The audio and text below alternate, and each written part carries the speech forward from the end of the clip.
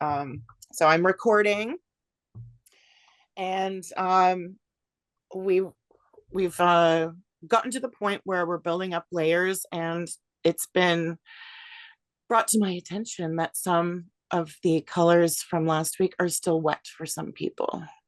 Oh, And so I know that's Jane and Brenda. They're on mute right now. Stacy, Tony, Alec, what about you guys? Mine's dry. Okay. mine's dry, but I've been doing some stuff this morning before class, so there's bits that are wet, but hopefully nothing that affects. Okay, cool. Yours is dry? Yeah. Okay. So, now, as I have said, just like in chatting when we got on Zoom this morning, that I packed a book that I really shouldn't have because I need it.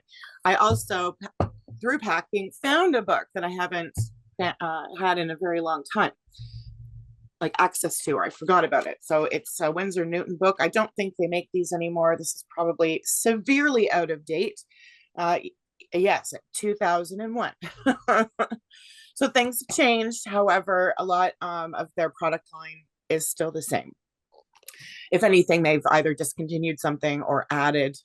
Although I don't think maybe they have added. It's not often we get whole new lines of things.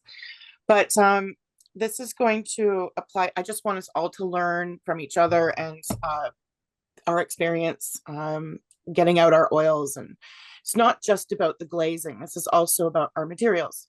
And for the most part, we are all using different brands of oils.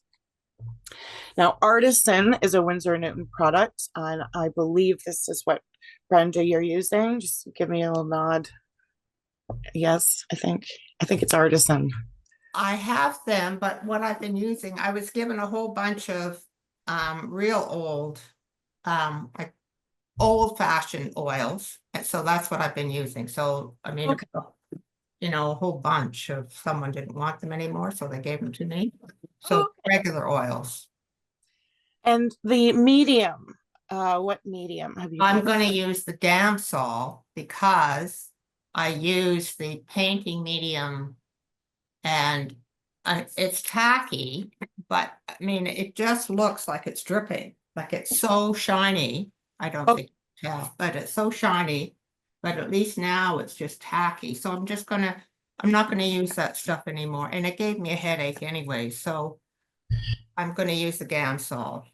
Okay. Now I'm going to just ask, was it the regular line of Winsor Newton Artist Painting Medium, or was it the Artisan Water Mixable Painting Medium that you used? It was the one specifically for water mixable oil color medium. So I don't know if you can read that. Yeah. Okay.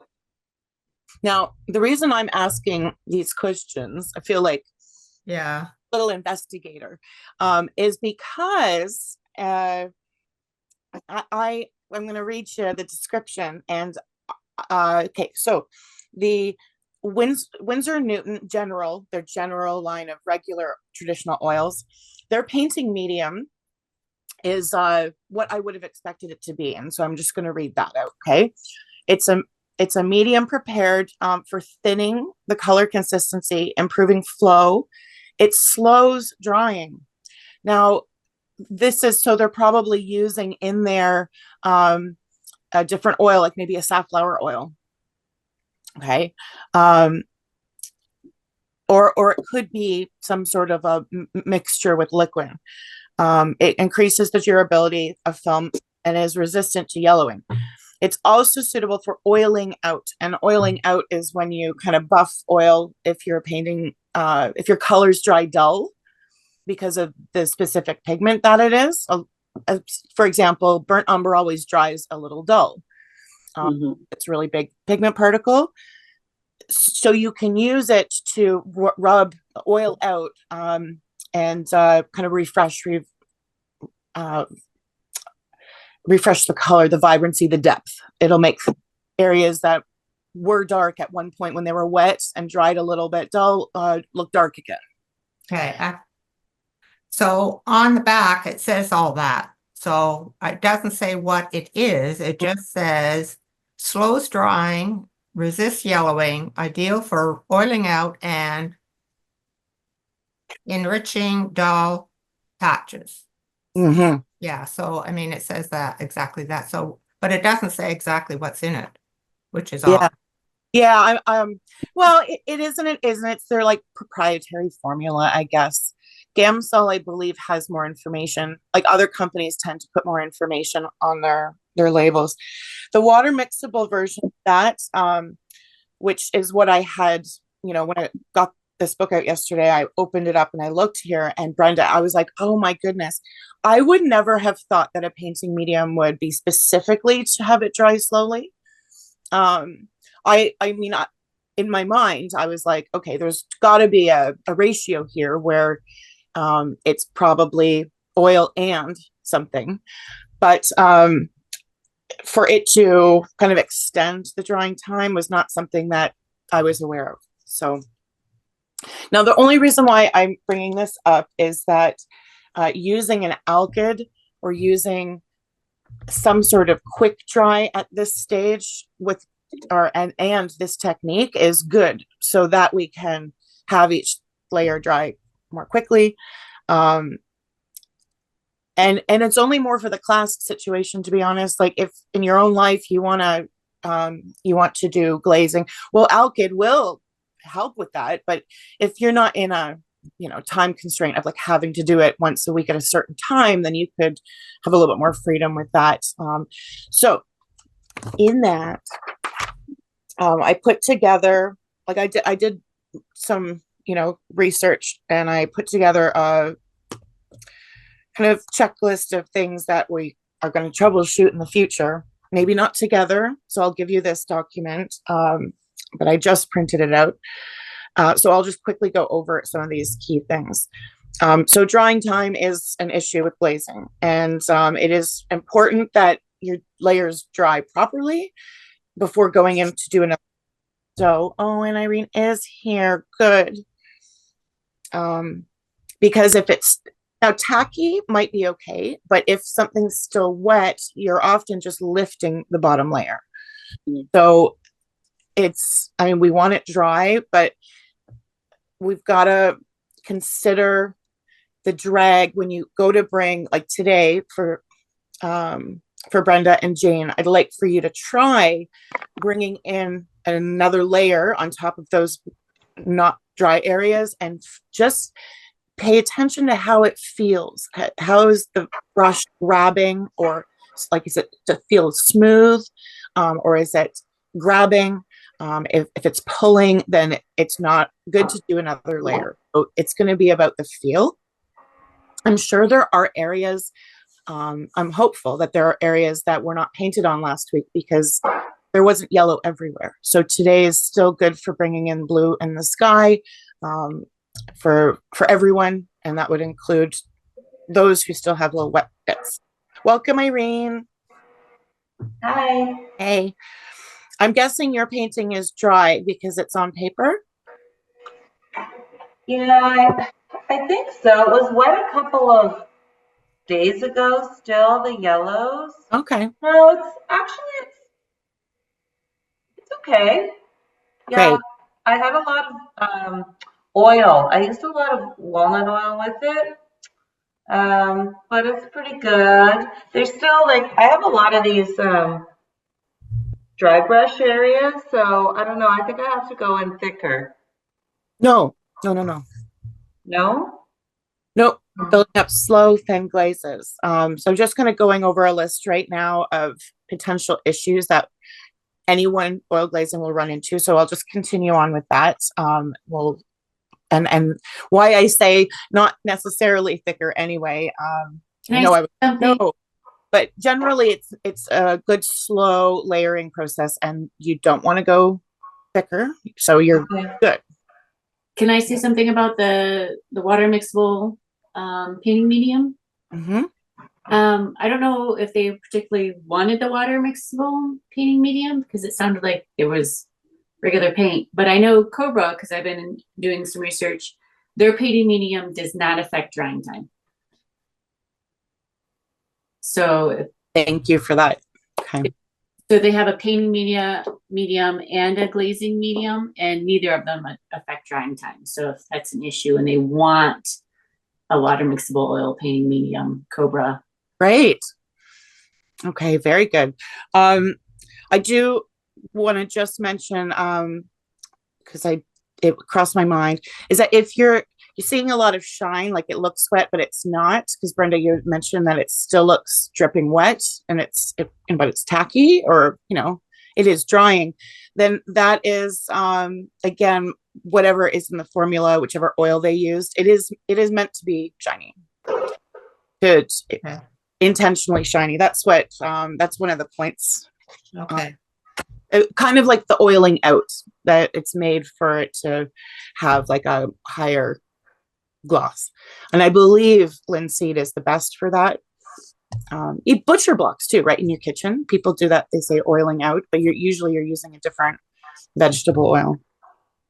Well, I've been wiping it as we've been speaking, and the color isn't lifting. It's just all that stuff on the top that's lifting off. So I think I might be better in terms of proceeding today. Okay. Interesting that I didn't really pull the yellow out. Anyways, I think I'm good now. Okay. Was there something lifting though? Was there something? Was there something lifting when you were wiping it right now? Yeah, there's a little bit of yellow, but it's less shiny than it was. Okay. Okay. So it might actually have sweated out somehow, like not oiling out, but like it might have sweated to some extent. Oh, I see. It could have had some separation. Okay. I'm not sure. There's Okay. going to be some notes, and I want us to always talk about these. Like, why is it doing this? Why does it look like this? Making observations so that we can help each other. I mean, it'd be different if we were in the same room. So we're in the same Zoom room, but we have to help each other with the visual observations. And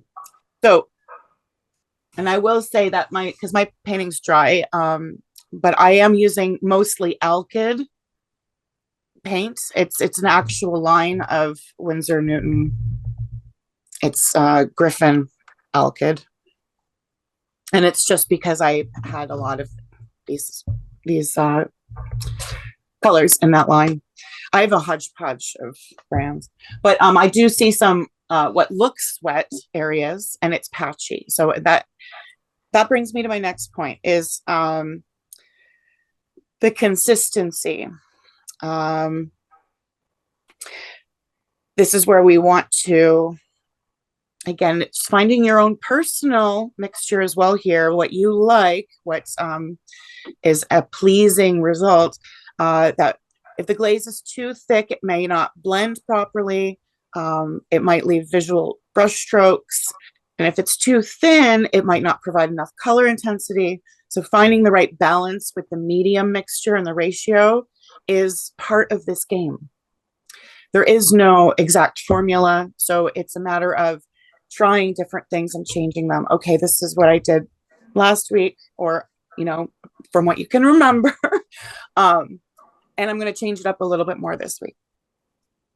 Or if something's not working, then I'm going to change my medium ratios.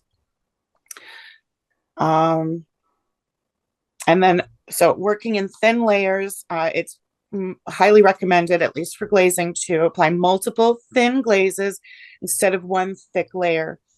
And because that affects your color interactions,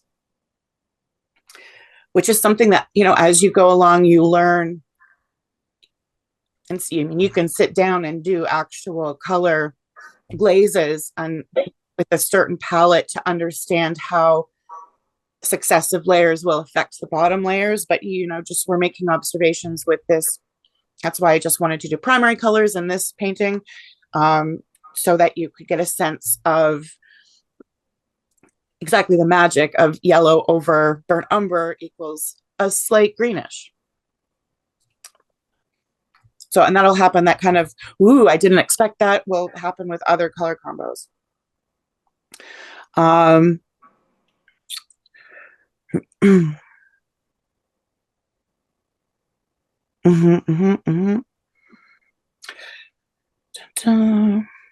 Oh, over glazing is something that I don't think we'll run into because of not doing this, as in a 10-week course, but too many glaze layers can muddy the colors. And so you can go too far. Yes, you can, which is sort of why going slow and thinner layers, more transparent layers is better so that you're not going too heavy, too quick, and having an oops situation. Sorry, I'm just going through because I was jumping around. Yeah, so practice mixing glazes. That's what we're going to do today. Is experiment with different paint to medium ratios to achieve the correct consistency. As we know, some pigments are more transparent, so you can always decide to use the blue that you have that's more transparent today for that reason. So you're using less medium. So the medium ratio, this is so personal. We can get a little fatter as we go each layer, but because of drying, it's still really a 1-to-1 ratio because you want to be using something in there that's a medium for slow dry. So Brenda's, if you don't have an Alkyd, well, actually, did you say you have the Grumbacher Alkyd? I think you said you might have another painting medium, right? Oh, it smells.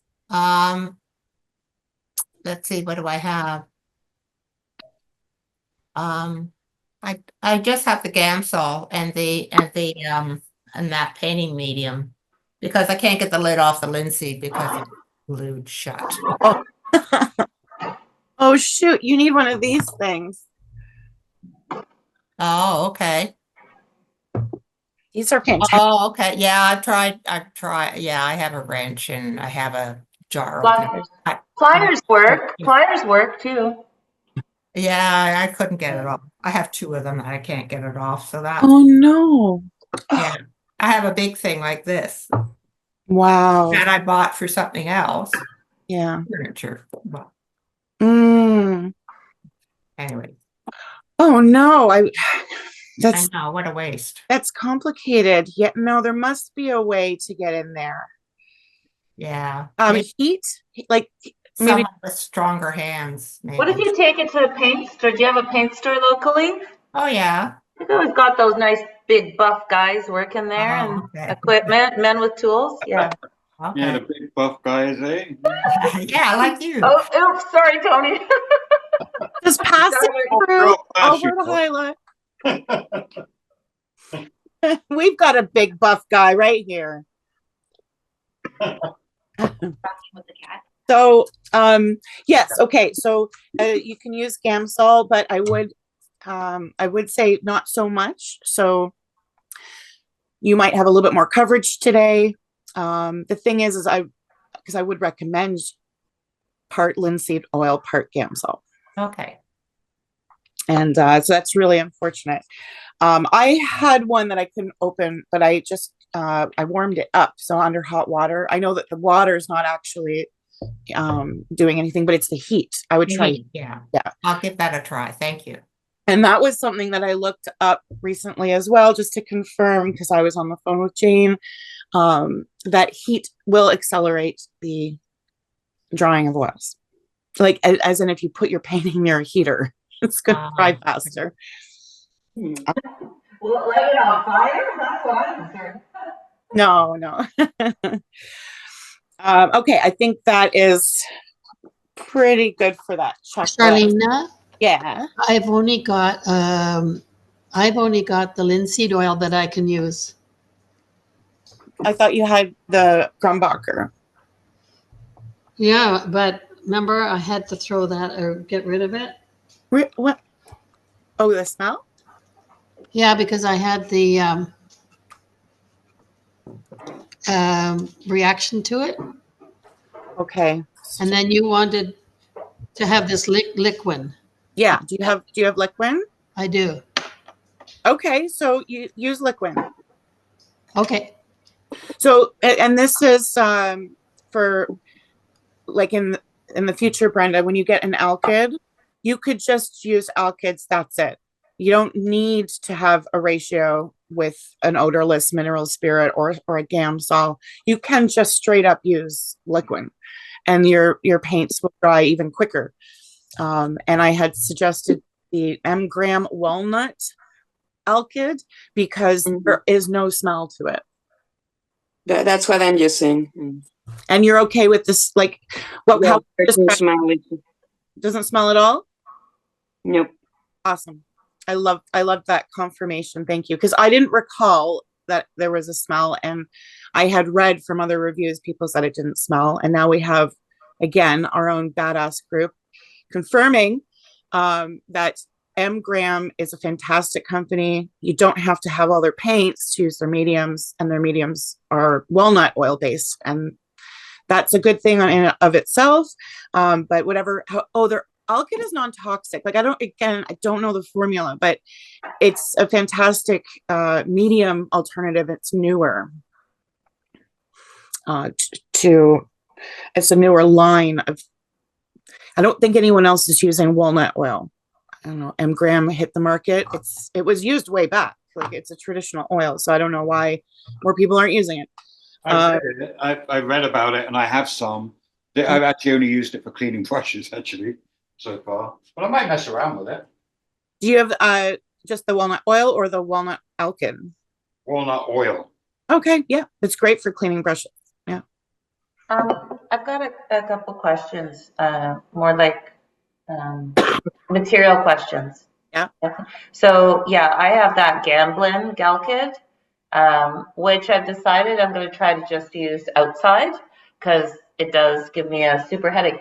So when I was doing this portrait last Monday, and I just used the Gamsol. I just thinned my paints with Gamsol. I didn't use any oil because it needed to dry. Like, I want to dry quicker, right? So if I use the oil, it would take too long. So anyway, so my question is, now, like, when you have the rags, so I was just keeping the rags in a jar, but like, how long, like should I still use it until it's covered with paint, or should I switch to a new one because this will smear on the paint? Like, I'm not sure. How long should I reuse this rag for? Well, if it's got wet paint on it, I would just set it aside, hang it, and let it dry. But you can use your rag until it's as hard as raw. Okay. And then the other question is, so I got one of these cute little metal. I love it. It's adorable. I want a whole set of them. I feel like it's a lunch pail. But anyway, so it has a little a strainer in it. Yeah. So I know I can put like the solvent in here, right? And then just dip the brush as I need it, or sorry, the Gamsol. But if I'm also using the oil, right, to extend the paint, is that okay? Like, that whole mixture goes in here? Like, well, that's a cleaner. Right, but you could also keep the, like, I just don't know where to put, I don't want to keep pouring this Gamsol out, like, onto my palette or whatever. Like, I just don't know how to organize this stuff and use it in the best way. Like, I need another little container for the solvent, I think, right? Yeah, you can use that. If that's just a lot, like putting a lot in there, that's all. Oh, okay. So then, these because little it keeps spilling out of the container, right? Like, I've got the Gamsol in the container. Yeah, I guess I need like a little jar or something, right? They sell them, Irene. They're called palette cups. Where are they sold? Like, 'cause I couldn't find any of that online. I'm sure. But I mean, in the art store, it'd be with kind of near the palette knives. Yeah, I looked at Desairs. They have nothing. Desairs is sold out of anything that I really want. It's really frustrating. I have a suggestion that I got from my other art teacher. Okay. So I'm using, actually, she uses a little small jam jar, but I'm using a small pill bottle. And what you do is you use it, so you just put a little bit of your Gamsol in there and you can dip your brush. And Right? then when you're finished for the day, what you do is you pour it into a separate one, pour it in there and let it settle. And what will happen is all the pigment will drop to the bottom and the oil will float to the top. And so then you can just gently pour the stuff from the top into your little clean jar. So and this just leaves all the pigment in the bottom. That's your junk. That's your solid waste in that other Yeah, container. yeah. Yeah, and then And this is what I'm painting from, but I've just put a little bit in here. Okay, that's what I think that whole premise of that little jar with the strainer is too, that you could pour it off and then, right? You could keep But I don't doing know how, but you can't see. Yeah, Whereas this you can see, and you can see, okay, wait a minute, the pigment's starting to come, and so you stop pouring. Anyway, yeah, yes. This jar has a wire mesh in it. It's glass, but you can see. well, Okay. just a suggestion. Yeah, no, these are all great. Stacey, sorry, hold that up again. Oh, it's just a glass jar that came with a wire thing at the bottom. Oh, okay, yeah. And this is just a cheap one so then you can pour off the top into a That's different. Michael's brand, right? Artist Loft? I Yeah. think so. Maybe Lobby or Michael's, I can't remember. Yeah. Okay, I'm gonna go to my jam cupboard and get some jars. Yeah, perfect. So these can be like used for multiple purposes. This is not as fancy. I actually have a cute one like the metal one that you have, Irene. It's a bit different, but they're fantastic. They're really nice. They can be used for your solvents. But I guess personally, I've just always found them to be more of a brush cleaner because of that bottom part. Yes, okay. But I mean, you can still let it settle in those. I got the metal because I'm clumsy and I was afraid, like, if I'm taking it places and you drop it, at least it's got an airtight seal and everything, so. Yeah, so you could use that for your solvents, absolutely. I will say it's a lot. It's a big amount. And remember, just because it's odorless, you don't want more out than you need. It's just creating, it's sitting right beside you while you work. It's a lot. And so for what it's worth, I do recommend little pellet cups or something smaller like a pill bottle or jam jar. Yeah. Okay, perfect. All right. Thank you. Yeah, absolutely. That's great purchase. And okay, so let's talk about our colors and what we're going to do today. So definitely blue and red. They're in different areas of our reference photo, which I need to grab my photo. Dun, dun, dun. And I'll switch view here.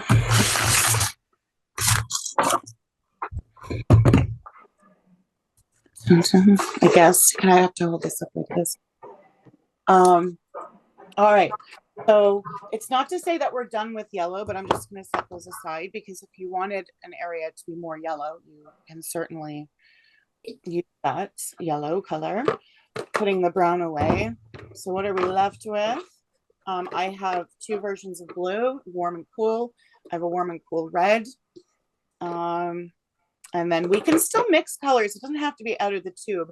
That's, everyone here has an understanding of color mixing. So if you wanted a tint, something semi-opaque, and I will demonstrate that. For say distance, you want it to have a fogginess, you can mix in a little bit of white. So I'm definitely gonna put out white. I was really enjoying using those two blues, and my cool alizarin crimson seemed to be very appropriate. So I'll just set that out for now.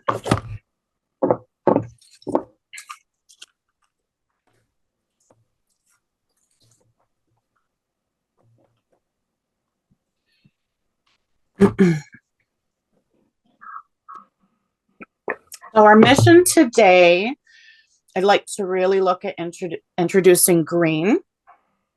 So I guess we do need yellow. Yeah, we need yellow. Or if you have a green that you want to use. I'm going to keep it simple with the palette. I'm just going to mix a green. Okay. I was thinking we could get into some detail on the trunks today.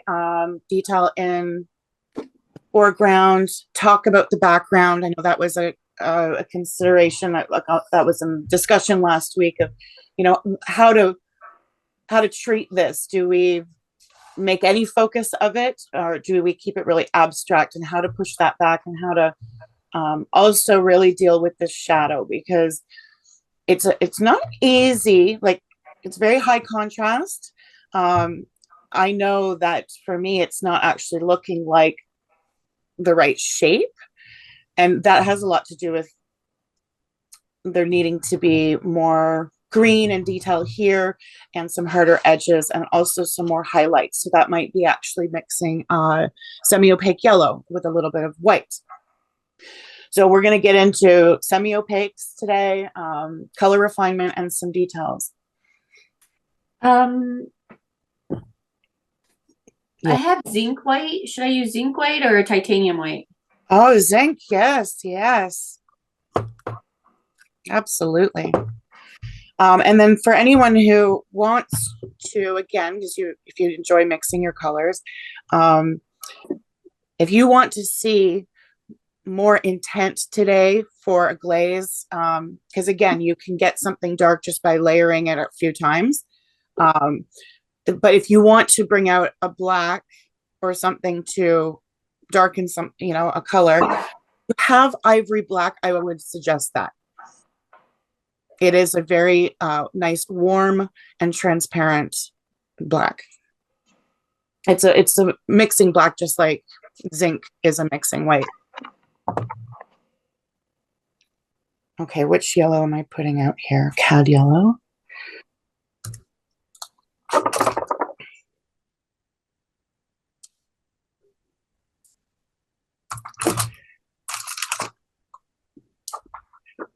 I know you can't really see my makeshift palette here. It's an old Apple box with tin foil. It totally works for me, though. I put this together inspired by my friend Monica, who does a lot of plein air. This is how she does it. So the bottom of the box is the lid, and you can get your palette home without getting oil paint everywhere. Pretty handy. Oh my gosh. Okay.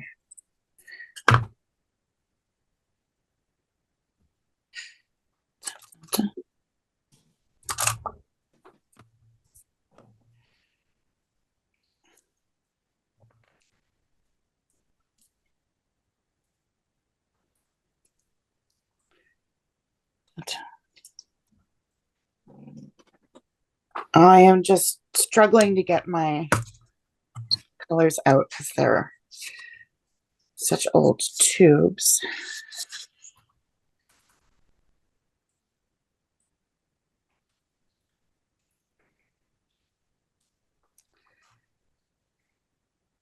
Oh, there we go. Okay.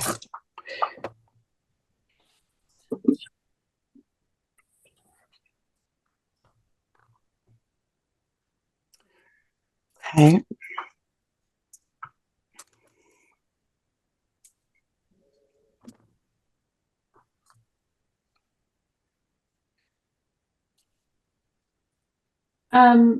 So for this week, I had a lot of blue in the foreground.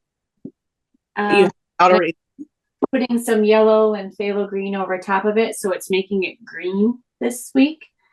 Next week, could I go in and darken it up, or should I do that at the same time, darken and make it green?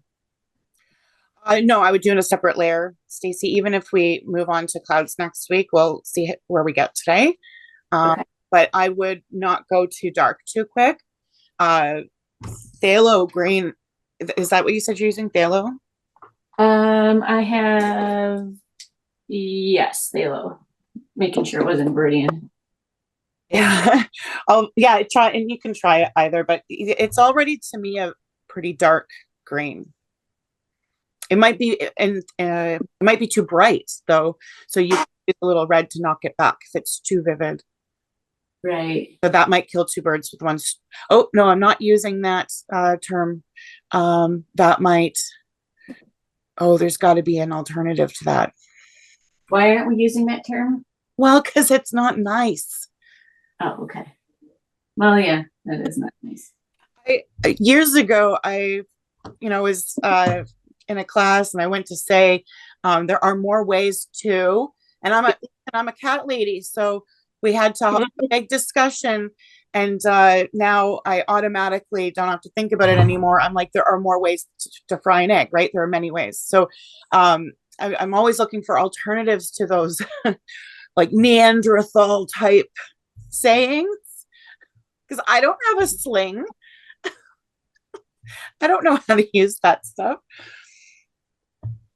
Yeah, so I think using a bit of red if you want to knock down the intensity of color.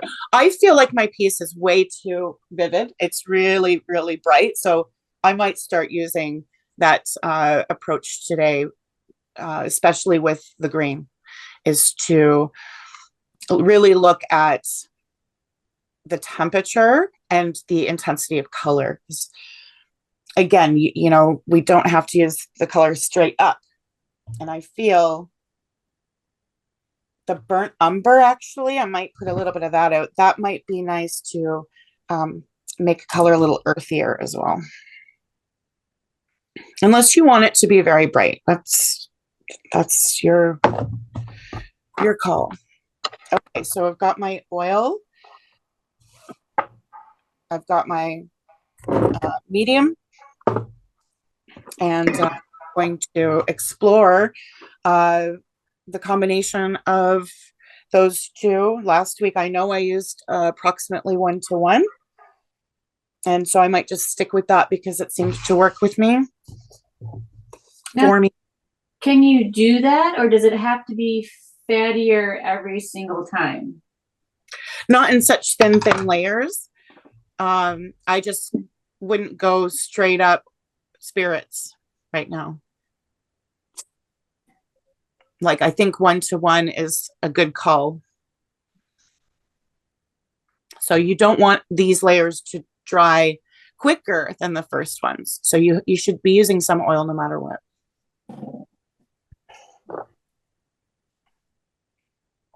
One is a really good ratio because we're all using different things. So that's just a safe place to be if you are not sure. Yeah, Irene?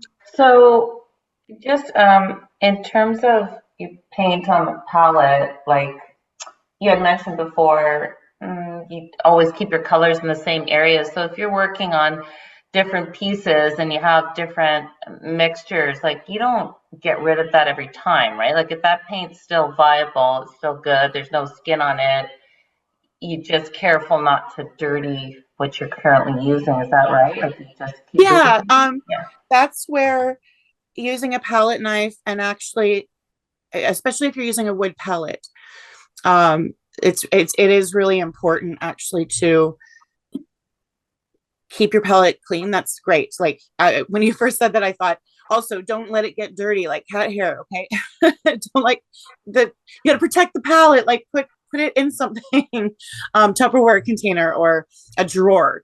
I know we have to get clever on so many levels, but absolutely, like you can use oil even if it's drying slightly. You could probably add some oil to it, depending on how far gone it is. And so using a palette knife to take some of the color, if you're mixing an orange, you take a little bit of the yellow, put it in the center where you have a mixing area, take a little bit of, clean your knife, take a little bit of the alizarin crimson, and you mix it. You can use your brush as well, but that's kind of where palette knives are. They're meant also for that, to have, so that you're keeping your colors clean. Okay, yeah, because like I have that plastic palette, but I have a paper, like I've got the palette liner, but I've got colors in here that I'm not using in this piece, like this blush pink. So I right? I don't want to put that in, and they're mixed in some areas, but I think if I just avoid that, right, and just Oh, I see what you mean, because you were recently painting, and so that mixing spot is still wet.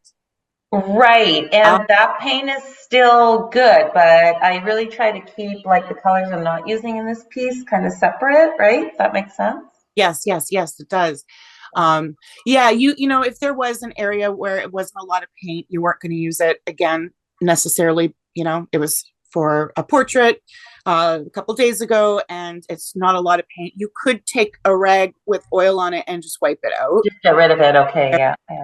But if you have a decent pot of something, you could even, if you had a significant amount, you could use the palette knife to scrape it up and move it to another location. Clean up an area for mixing. Yeah. Yeah, I just don't want to waste any of this paint. Like it's so much, you know, it's good. For sure. And that's where the palette paper is like it's so cheap that if you ever got like all that center mixing area really messy, then it would be time to take your palette knife and scoop up each really nice hunk of paint into a new palette. Okay. Okay. All right. Okay. Here we go. Here we go. And I think, Tony, what are you working? I'm just curious. What are you working on right now? I'm working on the grass area in the bottom left and the darker area of the trees on the top right. Okay, that's great. I'm gonna take your lead on that. So for those who have not done any blue, I'm using a cool blue. That's my Prussian blue. So if you have ultramarine, almost every other blue is cool. And I'm going to, on my palette here, I'm just touching in and I'm adding more pigment to that. I had a little section of medium there, and I am adding until I'm quite satisfied with the transparency, but that it does have a nice, good amount of pigment. And I'm putting it up in here, and it is really dark. So that's okay. I am just going to do some of these little those scribble brush strokes that I like so much. I can even go over any yellow bits. Mind you, I think I'd like to use the ultramarine blue there. So I'm going to wipe that back a little bit. Are you doing the trees or the sky? Kind of both, babe. Like in a way, it's just that I want to use two different blues. So, and you can really, really see the difference of this is ultramarine and that's Prussian. Been using a lot of Prussian blue in the leaves. Again, that top left, bottom right. Yes. Oops. Sorry, this is okay. It might not come up. Just see if I can get the light on that area. So this is the Prussian going over. I'm going over the yellow and brown, and it is making it very, very dark, which is nice. It's what I want. If there's areas that you want to leave a little brown or yellow, you don't have to glaze over them. But this is when it starts really looking like magic, because this area here, which I really hope is coming across well on camera, it's just looking so green in an amazing way. And it's like a bit of a mind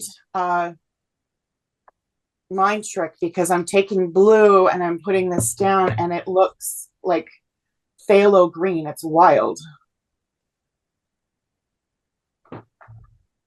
But this is why we're here.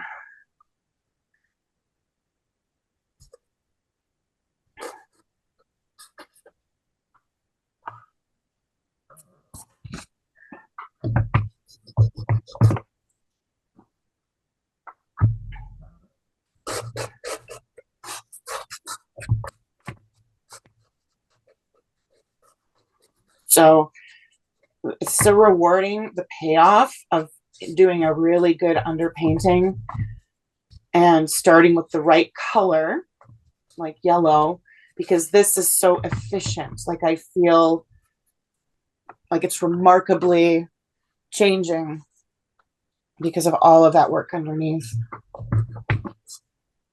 Yeah, you can really feel how it's building up, right? It's wild, eh? Yeah, it's pretty crazy actually. I've been in a bit of a state of panic all week. I'm like, what the hell am I going to do next? State of panic about the painting, Tony? Yeah, I'm fully invested in this show. Oh, I love it. And then, you know, when you just start, when you get your hands on the brush and you get the brush and the paints, it just starts to happen. I don't know. I just, it's such an incredible process. It's when you're not painting that you get stressed. Yeah. Yeah, a lot of the answers are there in the act, right? So this is again where you are playing with how much medium and how much oil. So I just use my brush to dip in a little bit of both. And then you have to find that right coverage that you're looking for, the transparency versus coverage. So if it's too dark, like too pigmented, you can add more medium. And if it's hardly making a difference, well, then add more pigment.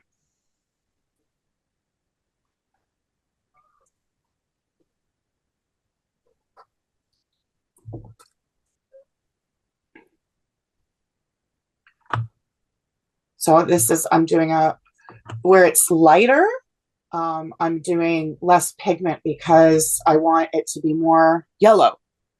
So I want to take advantage of that under that first layer of yellow. So I'm just spreading that out, that pigment out. So I'm not, it's the same color. It's just I'm diluting it more for the sunlit areas. It's really phenomenal how, again, that makes such a difference. If you went in with the same strength as what I did here, same strength of pigment, then this would feel like it's in the shadow as well. So that's what we're being mindful about in that blue layer.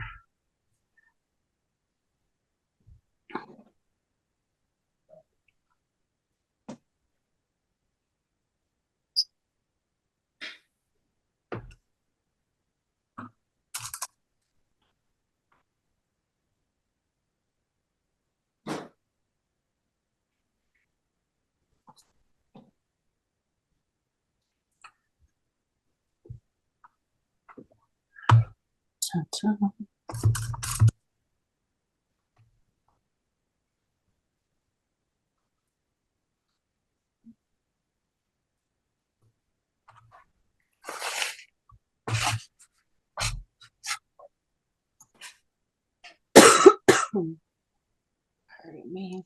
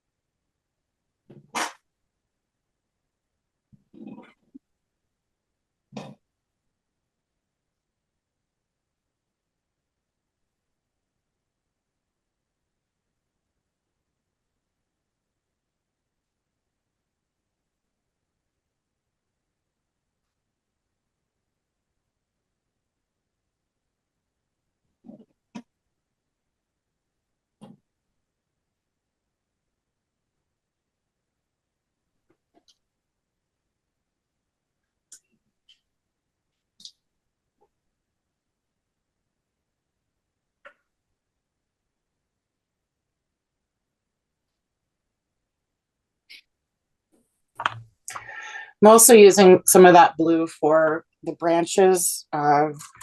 It may just be that it's a fresh, oilier layer, but it just feels like it is making a slight difference to the brown and like the shadowy areas, you know. You're using blue for the branches, you were saying? Just yeah, like up in here, for example, I didn't have like a strong brown layer. It was sort of a little semi-opaque and hardly there. So when I put the blue over the branch, it looks a little blue brown, and yet that works for me. So you can always kind of bring in more brown, but the blue over the brown in the shadow areas actually works.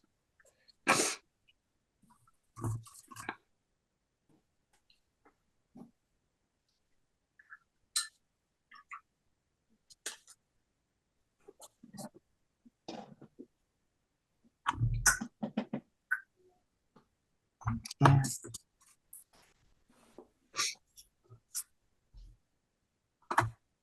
Um,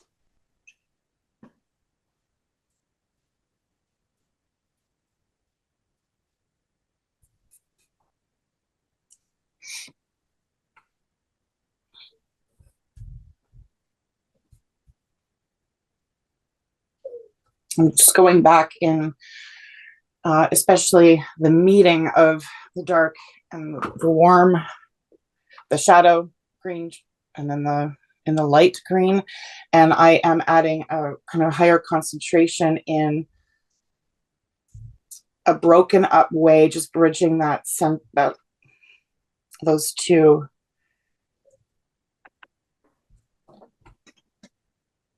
Just so that it has a nicer gradient and you don't have to go back into every little spot. You've already put blue.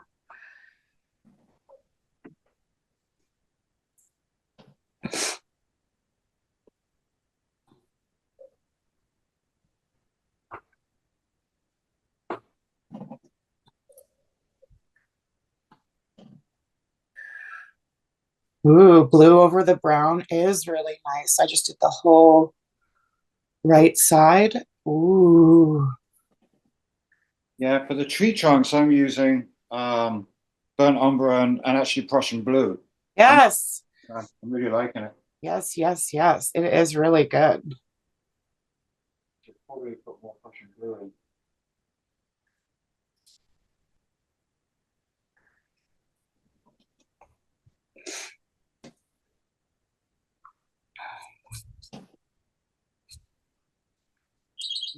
in.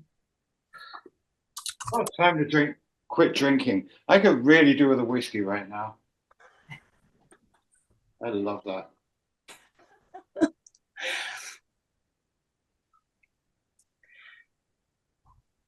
I always find like, anytime I've been painting where it's paint night or something, or for myself, whatever, with a glass of wine, usually, that I get lost and then it just ends up sitting there.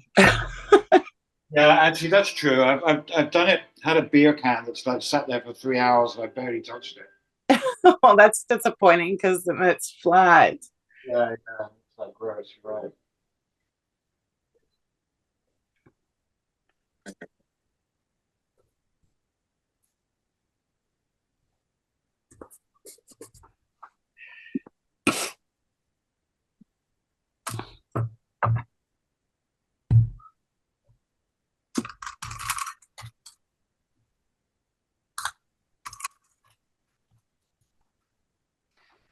Just coming in with ultramarine, just making points of comments as I am. I'm pretty sure I have my demo spot lit just for the future recording.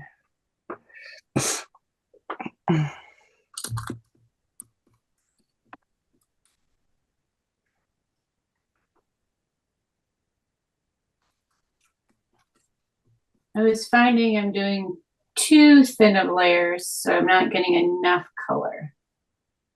Okay, so just pumping it up a little bit. Yeah.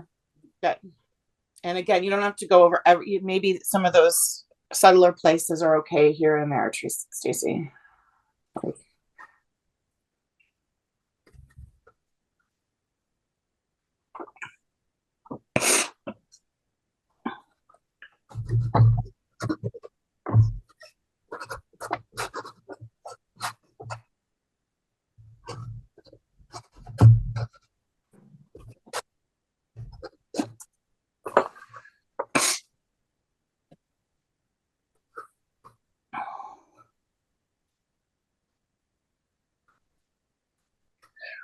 Oh, my arm is so weak.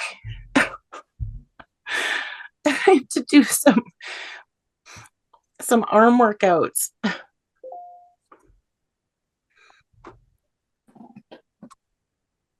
It's been way too long since I've used a long handle brush. I need an arm rest. I need something like a little cane or a crutch to rest my elbow on. Oh my gosh. Use the mall stick. Do you have a mall stick or have you made one? I need one now. I just have a dowel and I made that into, I forget who told me about that, but I'm like, man, that is awesome. Yes. Yeah, way back when I worked at Wallach's, they brought in a fresh stock of mall sticks and they were really nice made. I mean, I have no idea what company it was, but it had like a nice red, almost like the inside of leather, not a shiny leather. So it was like the more rough texture leather at the end of it, and just really nice wood. It was like $120.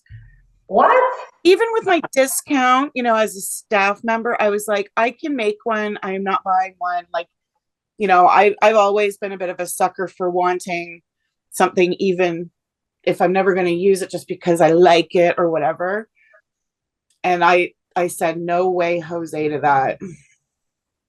I went to the dollar store and got a pack of dowels for like $5, and then I put them together, and yeah, they're great. Yes, I'll do that. Yeah, mall sticks are fantastic. I'm just assuming everyone knows what a mall stick is. If you don't, ask. Oh, what is it?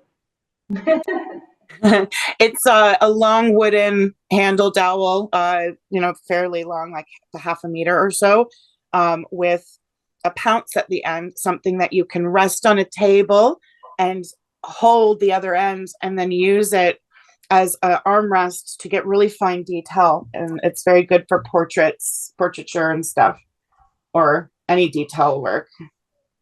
So it's an armrest, a portable one.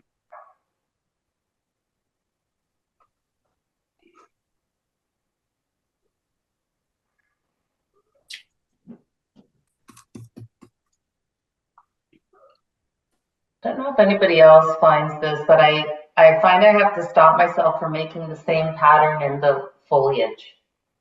Like I'm doing the same leaf pattern, which isn't good. Well, at least you're catching it. Yeah, just a bit more variety. I mean, it is a tree that you don't want it to not have a rhythm to it, but yeah, you also don't look like AI artwork either. Ugh.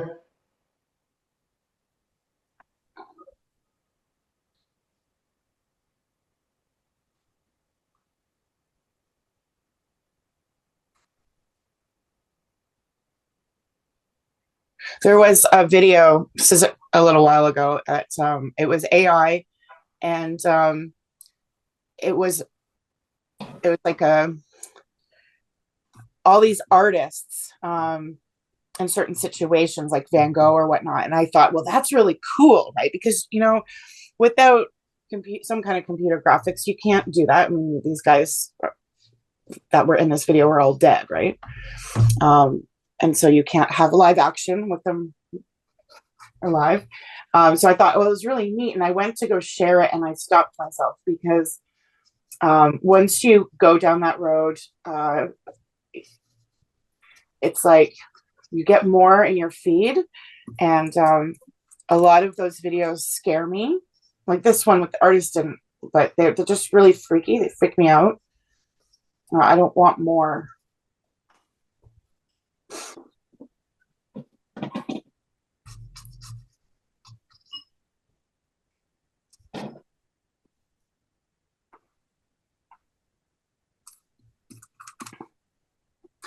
So for the little sky holes in here, in my brighter area, the left side, so I'm putting the blue over what I had as white, and it's not feeling like it's marrying very well.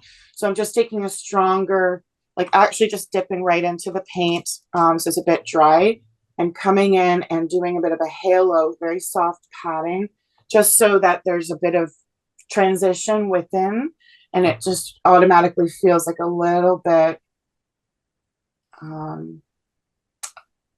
more cohesive.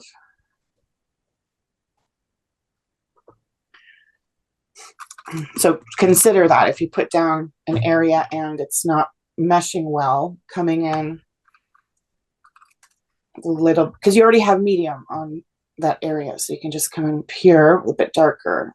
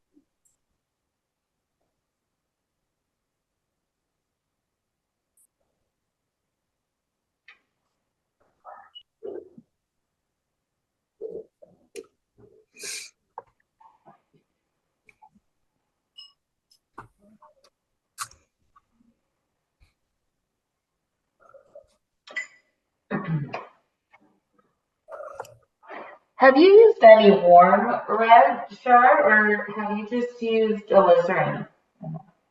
I have only just used alizarin because that really is the color of the flowers. Okay. However, I do think, so it's, holy moly, it's at 11 already. I do think that once I bring in another layer of alizarin and just enrich the color, at least in my demo, it's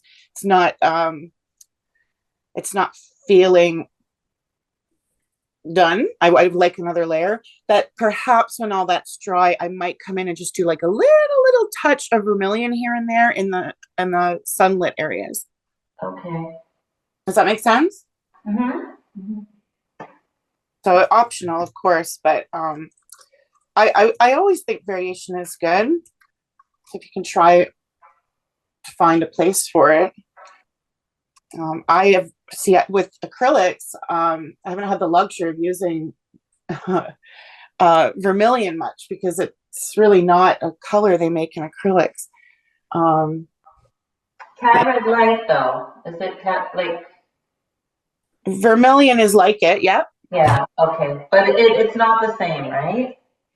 It's sort of in between Cad red light and Cad red medium. It's in between. I can. Okay. I'll poke. I have to really poke open a hole at the top to put some out, but yeah, it's something that I want to use just because it's been so long. So I'll find a place to sneak it in. Yeah, I like that Cad red light. Oh, I know. It's beautiful.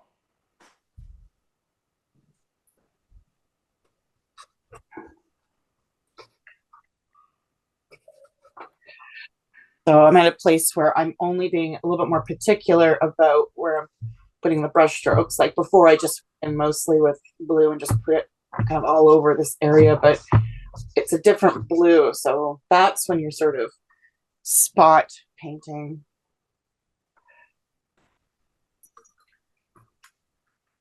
It does get a little bit more complicated, but it's worth it.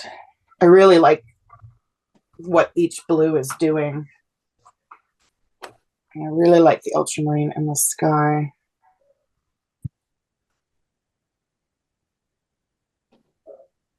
But I can also use ultramarine in the light of the left side of the tree. Are you using, in the bottom, it looks like you're using more of a Carillion blue and then ultramarine towards the top and over on the right there? Or mixing that in? I didn't get cerulean out. I just believe this is a much, like if it's the difference here that you're seeing, it's that this is hardly stained at all. It's Yeah, okay. Instead of adding white. But So that's just pure, you're using ultramarine blue with some white mixed in, yeah? no, it's ultramarine blue. I'm putting it over the white areas through the sky. Ah, right. I see. And yeah, we did look at last week mixing blue and white, and so that is okay. It's totally cool to do that.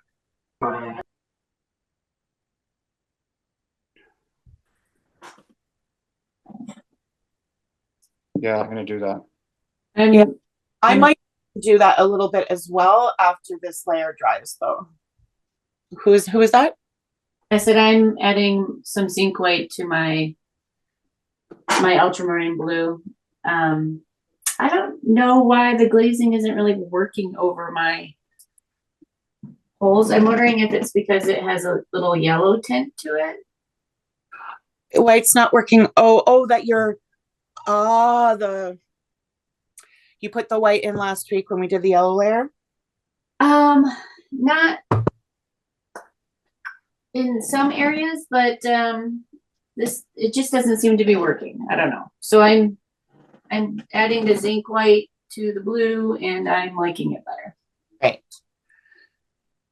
Oh, maybe yellow got over your white areas, even wiping off still kind of stained it. Yeah, maybe. Because that happened to me as well. Yeah, I think just knowing that you know, Oh, shoot. you can do that at any time, but that could also just be considered your details of going in and adding little dry brush moments. Wow. What happened, Tony? I was trying to pour some linseed oil. Oh, I didn't realize it. I poured a whole whack load of the stuff. Mm. So it's fine. It's not huge. So I just caught it and like, oh, not what you intended, right? no, not at all. I also think it's because I'm still seeing like the pattern of the canvas. Like I don't know if my first layer was thick enough. Oh, okay. You mean the pattern of the as in like a white? Yeah, like the bumpy.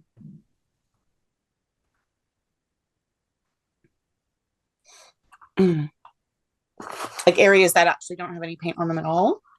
No, they have paint on them, but they're just I don't know how to describe it without, you know, being in person. Right. Well, after, or if you take a break or whatnot, just take a detailed photo and text it. Well, If you want, I'm just curious. Don't have to.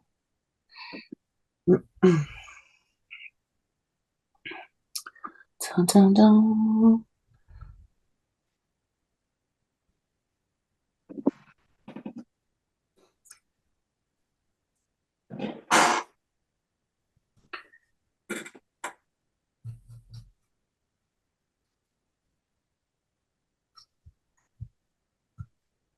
So the other day, I would just had it and I was really stressed out.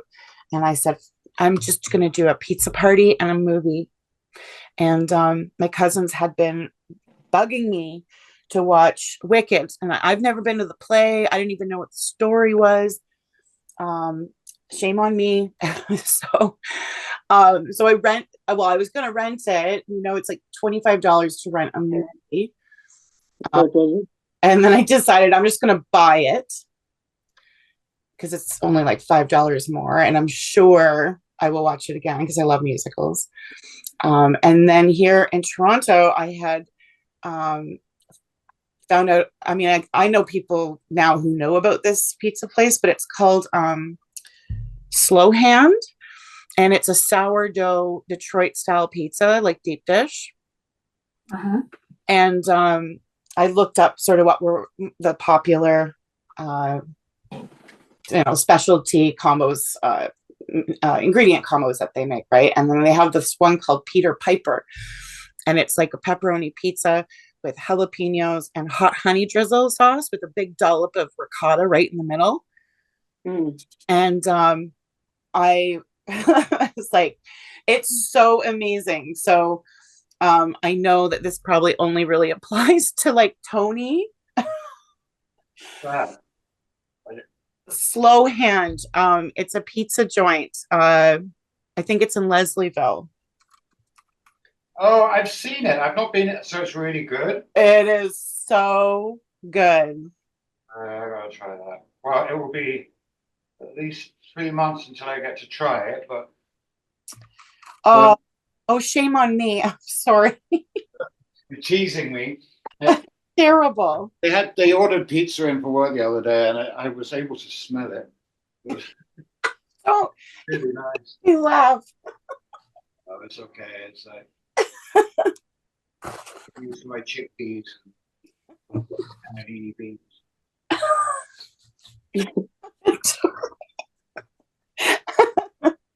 Actually, kind of getting to enjoy them a little. Yeah. Oh, I love beans. I do get sick of them though. I will say that. Yeah, I'm sick of them right now. I'm having a couple of days break. Particularly the chickpeas. I just had chickpeas last night. Yeah. What did you do? What kind of, how did you flavor them up? I just throw them in the oven with like garlic salt and different spices, and then I eat them with cucumbers and tomatoes and pepitas and like goat cheese. Nice. A friend recently told me that she made a hummus out of edamame, and I really want to try that. I did one I made a couple of weeks ago. That sounds great. Yeah. Like I'm a big hater of tofu. Yeah. Really? I don't really. I mean, I don't love it. You know, like tofu cubes and that kind of stuff. But if you whip it up and make like a cheese kind of substitute with it, like I make a tofu ricotta, it's really nice. And I made one. It was very, very much like hummus, actually. Mm. I quite like tofu because it's so easy to just marinate it and bake it, and Mm-hmm. you're set. It's a texture thing, I think, for me. Yeah, I have to cook it so it's like crunchy or almost crunchy. So cut it up in small bits and. I like tofu sticks, like sort of like what is that cheese? Halloumi cheese? Halloumi, Oh, yeah. yeah. Halloumi? How they make those like sticks out of that. Here's another, because I find tofu quite boring. So one thing I learned to do is you get the tofu, cut it up into like, you know, half-inch cubes or whatever, and then put some salted water, boiling water, and just soak it for 10 minutes in the salt water, and it brings out a lot of flavor. So seasoning the tofu, I guess. Yeah.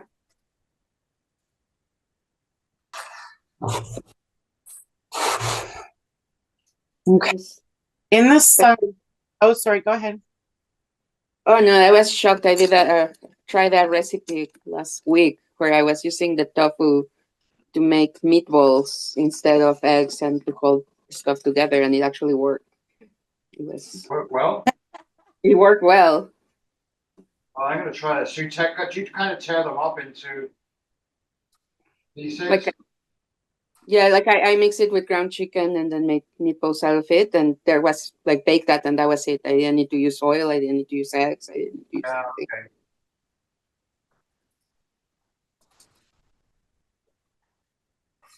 Okay. In the area where in the sunlit area, I had left a lot of yellow.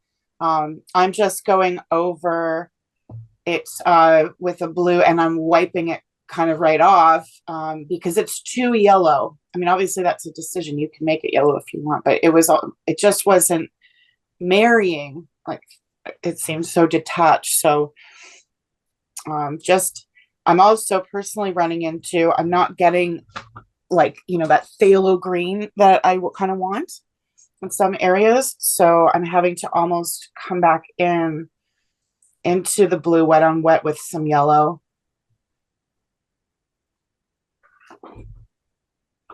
So you can mix right onto the canvas like into a glaze. So it seemed like it was getting muddy. And it could just be my lighting, but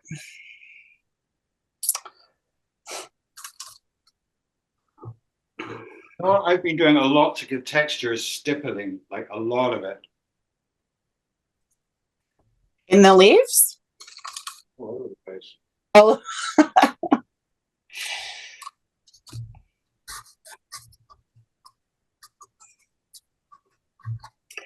Yeah, as long as it's not leaving really thick areas, I would say that's all. Just watch that for that. As long as it's not what, sorry?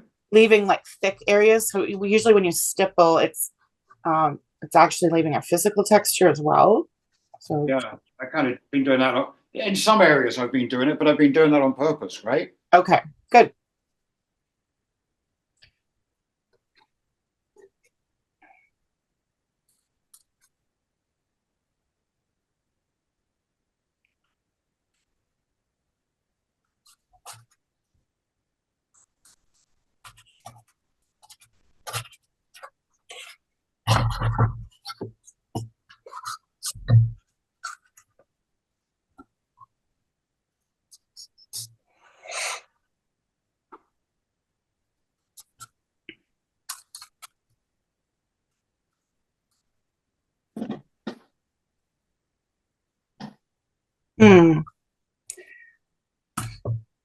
maybe maybe I have to go back a little bit more to yellow.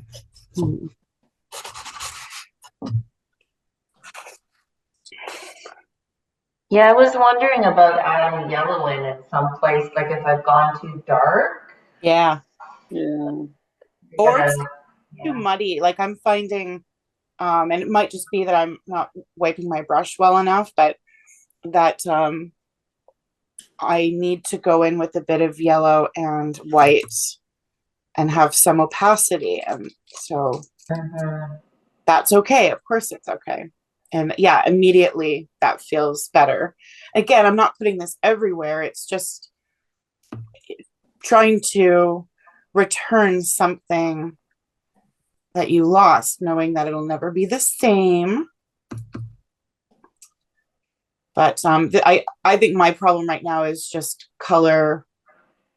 Like it's the Prussian and ultramarine. I should look in my box. I'm not gonna, but I should look in and look for an actual Viridian green because I wasn't getting what I wanted, but I'm sure I could if I slowed down and actually took the time to try a different color. I could get it.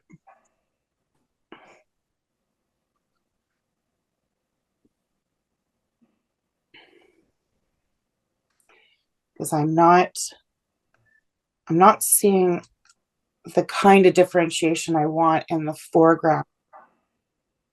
And I think, again, I might need to try blue with a little bit of white. No, not with that blue, though.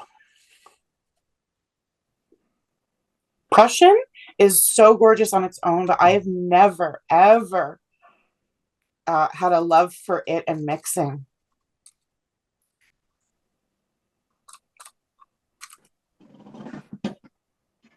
I remember you complaining about an A.Y. Jackson piece that had a lot of Prussian blue in it.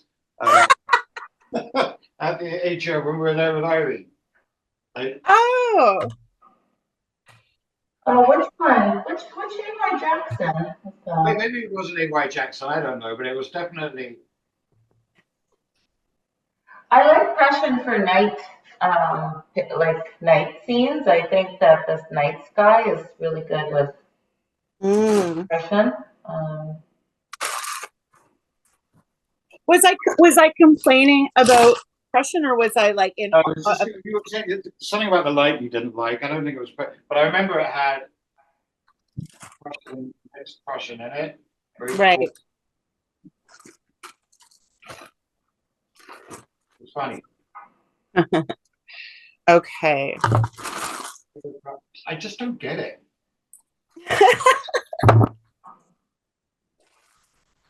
Well, it sounds like we need another trip there to see that piece again. Yeah, it's about time. I was going a lot, and then I missed an exhibition. I really missed it. I was at the Clarkson Art Society the other day, and I was sharing the Bone Wind Fire, like a shorter version of the slideshow I did based off that documentary, and everyone was like, "Oh, did you see the George O'Keeffe exhibit? Oh, did you see Emily Carr's piece that was, in one of these other exhibits?" And I hadn't, and I was like, "What's going on?" Because I do have a membership, and how am I missing all these things? Yeah. Some of the exhibits that were suggested were like 20 years ago, so obviously, like, couldn't feel bad about missing that, but some of them were in the last 6 years, so. Ruth said I was talking to her yesterday, Zero Figurative, and she said that your presentation was fantastic. Which one? Really, really good. So, yeah. Which exhibit, Irene? What's that? Which exhibit?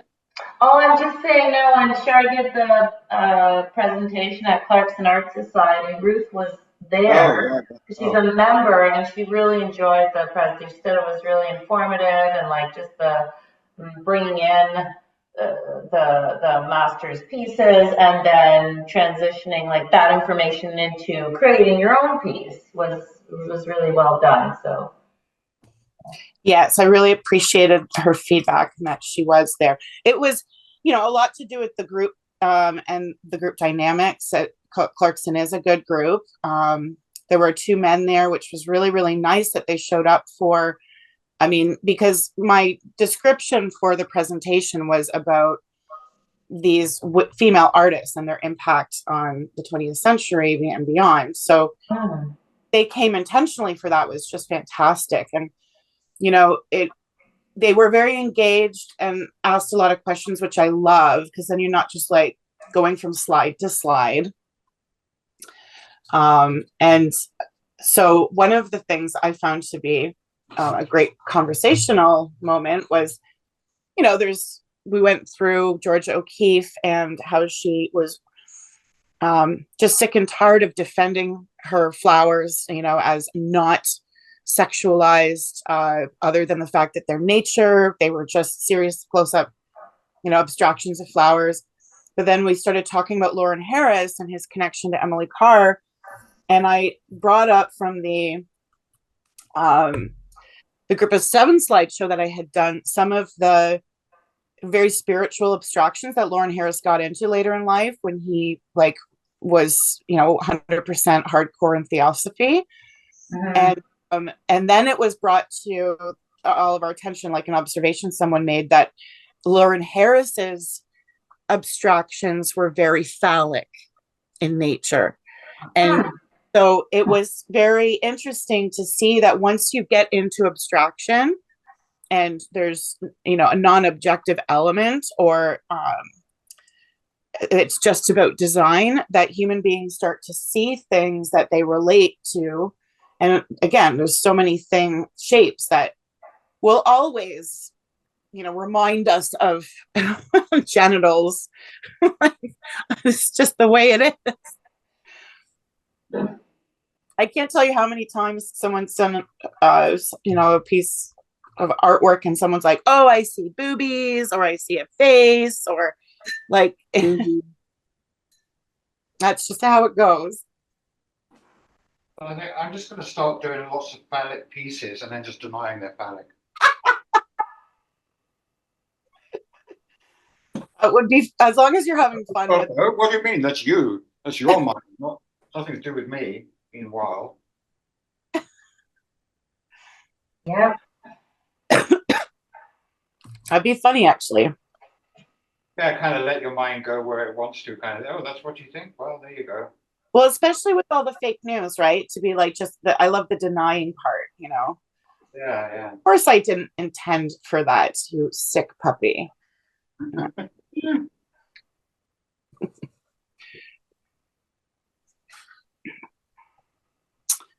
So this is okay. I got out a color that I'm hoping is a bit better. I decided I am going to look at my green stash. So I don't have a lot of greens. And this is a strange color. It feels really weird. Terre Vert. Weird. Yeah, and it is not behaving well. Like, thick and gummy. It also like there's something wrong with the paint.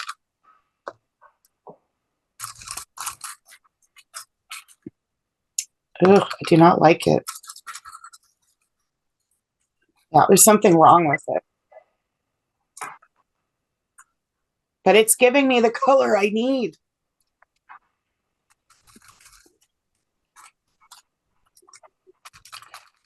Gross. I think it's the pigment that's gone off. Like it seems like it's gelled. Is that possible? Yeah. Yes. Yeah. Black tends to gel. I know more about this happening in acrylics, but it's a pigment thing. It's nothing to do with the paint mixture. And this is it's just, it feels like it doesn't feel like it's dried inside or partially dry. It feels like gum. It feels like hot gum. So as I'm trying to brush it, here, I will show you because it's strange. Okay.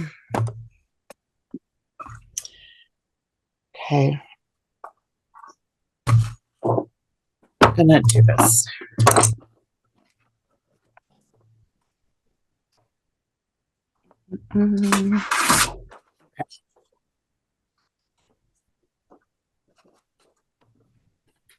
All right, this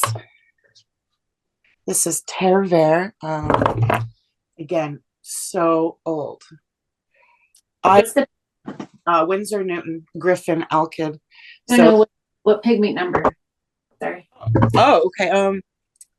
Dun, dun, dun. PG 28 and PG 7, which I believe is phthalo green. But I don't know what PG 20 is it 23. Okay, so here we go. Oh yeah, that's weird. It is very not nice to it's gross. It's like gum. That is exactly how it feels, and it's not smooth. It's sticky. It's a nice color, but I don't think it's gonna work for me because I put in some linseed oil and medium.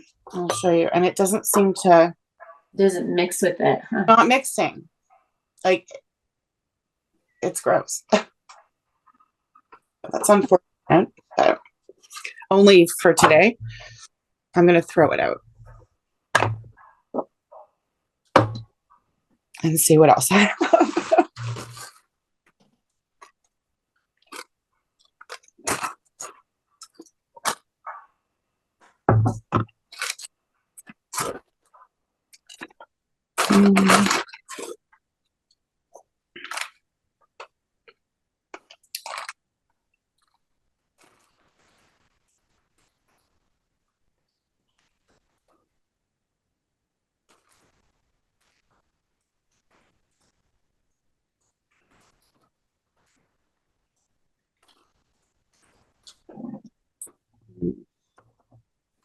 Does anyone want to check in for about, an hour or two left? How long we got left? Yeah. Yeah. Yes. And I think I'm over this green situation. So give me something else. let's share just so I can get my mind off green, please. Okay. Okay, Alec. Wow. Oh my gosh, it's so lush. Like it's actually giving me Rembrandt vibes. Mm-hmm. Yeah. Are you see, I love the dancing strokes in the bottom green. Are you still working on that? Yeah, I just started working on the bottom. Perfect. Yeah. Keep going. It looks great. I love that you have enough sky holes and I think enough red in the tree. Is there anything that you're really liking about it or you're gonna tackle? Do you want to Yeah, share? I like to add sky holes. Like I ended up using a little bit of ultramarine and white Okay. and adding extra sky holes. And that really livened it up. The little ones, right? More of the smaller ones. The little ones, yeah. Yeah, I can see that. It does a nice instead of you just can't have real big ones. Yeah. So having small ones is good. Yeah, I think the tricky part next is the shadow around the tree. It is, yes. So you actually have to have high contrast, but it's I'll point to my demo for you and everyone else about where the high contrast really matters is the right side. That's speckled dark into the light. So you might be bringing in light green, more opaque, because I don't think you have, and I'm just going to take the spotlight off for a second, show you where I don't even have this sorted out. Okay, so this is sort of for all of us. I believe what really is going to make this work is this area. Oops, this area here. Yeah. So I personally was thinking I'm going to come in with more opaque, like semi-opaque yellow and white and start to put in more intentionally like smaller speckles in here because I feel I lost it. And so that's okay. I'm just going to focus on it and bring it back. I think that's what you should have in mind when you're in that area. Is anyone in doing the green ground like Alec is right now? Just that I've worked on it. Yeah. Did you want to see? Yeah. Oh, look, you got it. I don't, can you? Oh, you got it. Yeah. Is it too blurry? Oh no, I can see it very clearly. Okay. I think it's fantastic. I think your background, like the background, like where the sky meets. Yeah, I think that's too high contrast. Okay. Yeah, I haven't worked on that yet. I put Okay. it in the sky, but I haven't done anything in here. Okay. I've done the tree and here, but I haven't done the trunk yet. Oh, the trunks look great though. It looks like you have done work there. That was from the very beginning. Well done though, because And well, I pushed back, so I added the blue over the behind, so it pushed that trunk back. insanely effective. Like really, really well done. That shadow in the furthest tree. Yeah, that's great. So I'm not sure what color to do in here. Start with today I would put just a zinc mist over it because just push it back. How about purple? You could even do like a little zinc. Okay. If you have Dioxazine Violet, just a little hint of that. Maybe with alizarin crimson. Or sorry, no, I would actually choose like an ultramarine blue with the purple, so it's not so purple. Okay. Give it a shot and see if you like that. Okay. So Irene, how are your layers now? This is like, third layer-ish. Is the paper developing a film? Still seems very like dry brush-ish. Right. I don't know if you could see because the light here. So I put some of the reds in, but I've left, I don't know if you can see. I can't see anything down here. It's great. Yeah, the glare, I can't. It's very colorful. I can see it when you tilt it towards the light, which might be Like that? Yeah, I can see it. So are you working in the ground right now? I was working with the red. So I put the red in. I didn't do anything here. I did put the red in here. Oops, there's a bristle. Oops. And I put some in the tree and I darkened some of those trunks and I put some red back here to kind of push that back, but I feel like I need more sky holes, but I'm gonna have to go in with white. Yeah. And next week. Can't do it today. Okay. Unless that's mostly dry. Next week there's no class, is there? No, there isn't. Oh, thank you, Irene. Yeah, I'm in Belleville, so it'll be skipping that week. Thank you for looking ahead. Okay, so there's that. So yeah, you can do that next Sunday. Like if you give yourself a little bit of time at home, you can start bringing in some more opaque areas for the sky holes. The red in the distance looks really great. Very nice. I would even leave that, like not do too much to it because it works. Maybe, and again, I'm not sure, Irene, just because the video, maybe you can go a little bit more pigmented. Okay. And using more oil so that it has like a little flip to it. Yeah, I still find it's more underpainting-ish. So I don't, I feel like I need to work on the ground more. I put a little bit of red in there, but.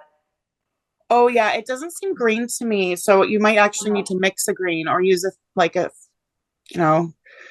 phthalo green, or I'm not sure what came in your set, but use a green did it come with Viridian or something? No, I don't have a green, so I'll have to mix one, but that's okay. I can do it. Yeah. Okay. All right. Jane, how's it going? Is that a little curmudgeon face that you had? It was a little squirrel. Oh, no, just my face. That's Well, I'm way far behind everybody else, and I've only got certain colors to choose from. But I'm starting to flow now, but I'm way behind. Okay, okay. like I haven't really worked on the bottom, and Oh, that looks great, Jane. you know what? Why can't we do this? Yeah, I can see it. So it's coming along, Yes. Yes, but it is. I haven't really worked on it, so I've been kind of mushing colors together, but it's okay. Keep it simple. You know, you've got limited palette, limited colors. That's totally fine.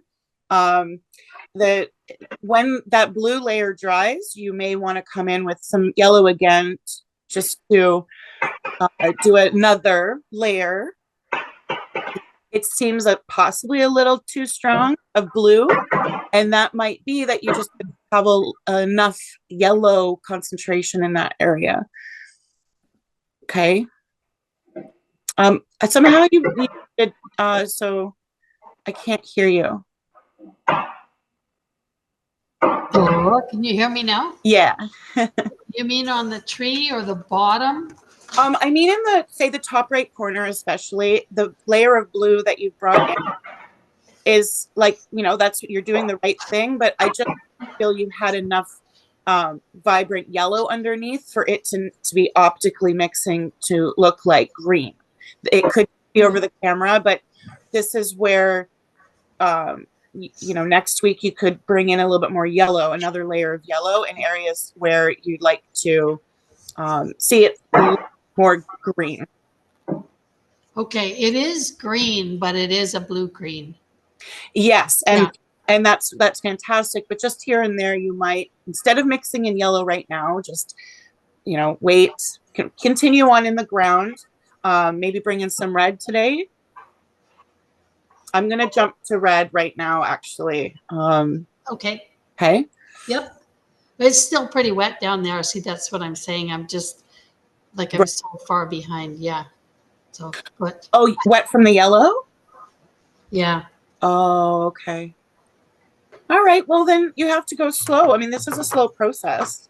Yeah. That's So okay. I'll just watch. I mean, I'm going to go where it's sort of dry and work on other things, but I have the video to work on it like next week.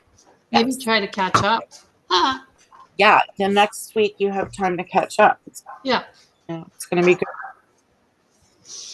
Yeah, I'm doing a class for the Belleville Art Association on Impressionism. So it's kind of interesting because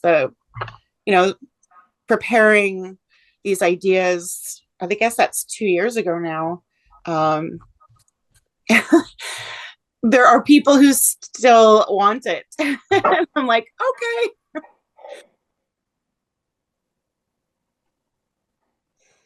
And I'm okay with impressionists, but if anyone asks me to teach the group of 7 again, I'm going to say no.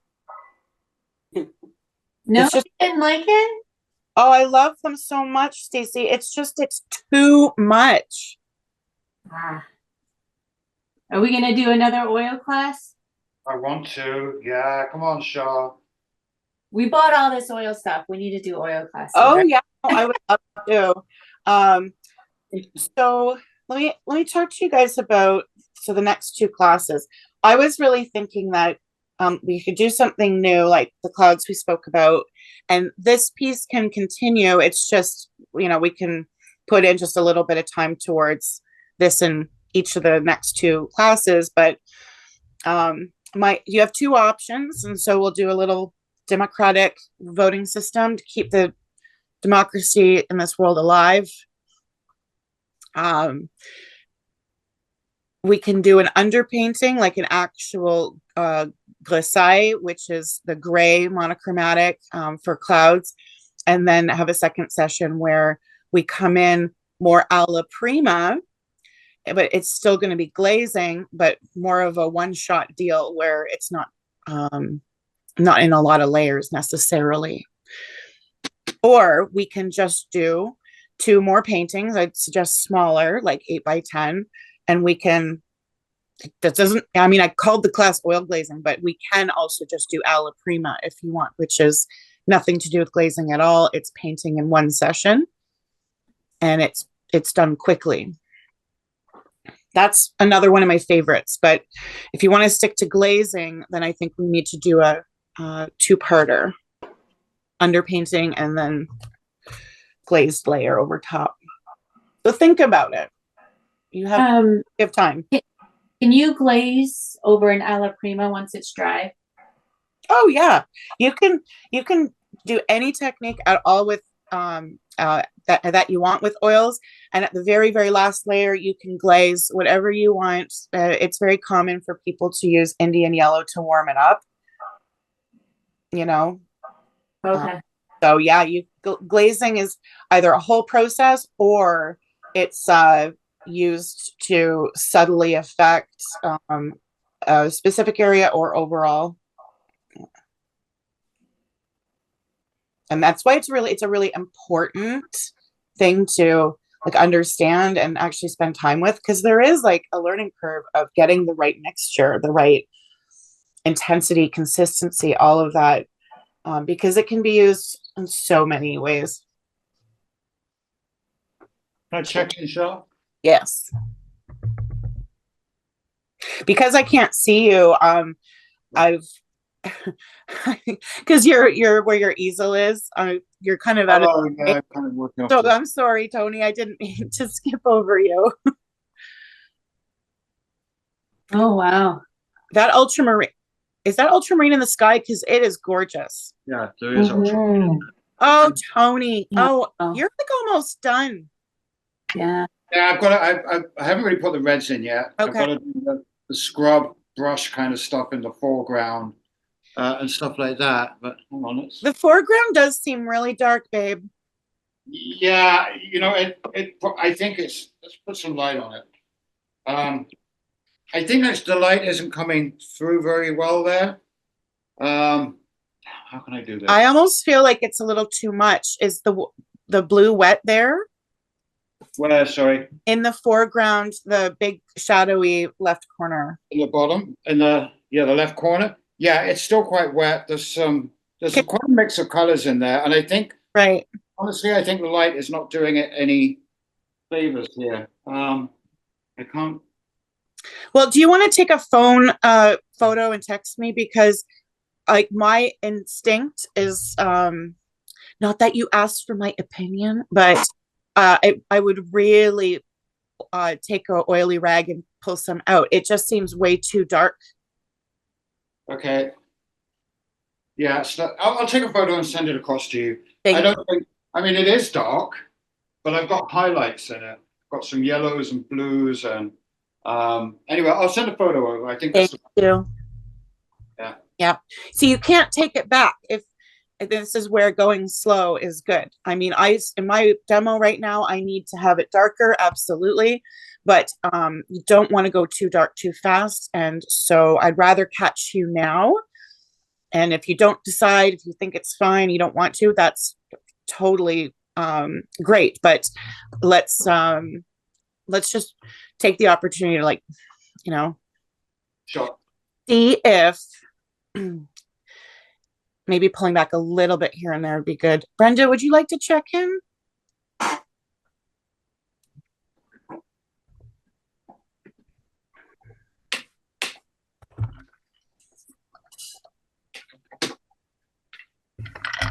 Ooh. Oh, you can't see because it's so dark. Why is that?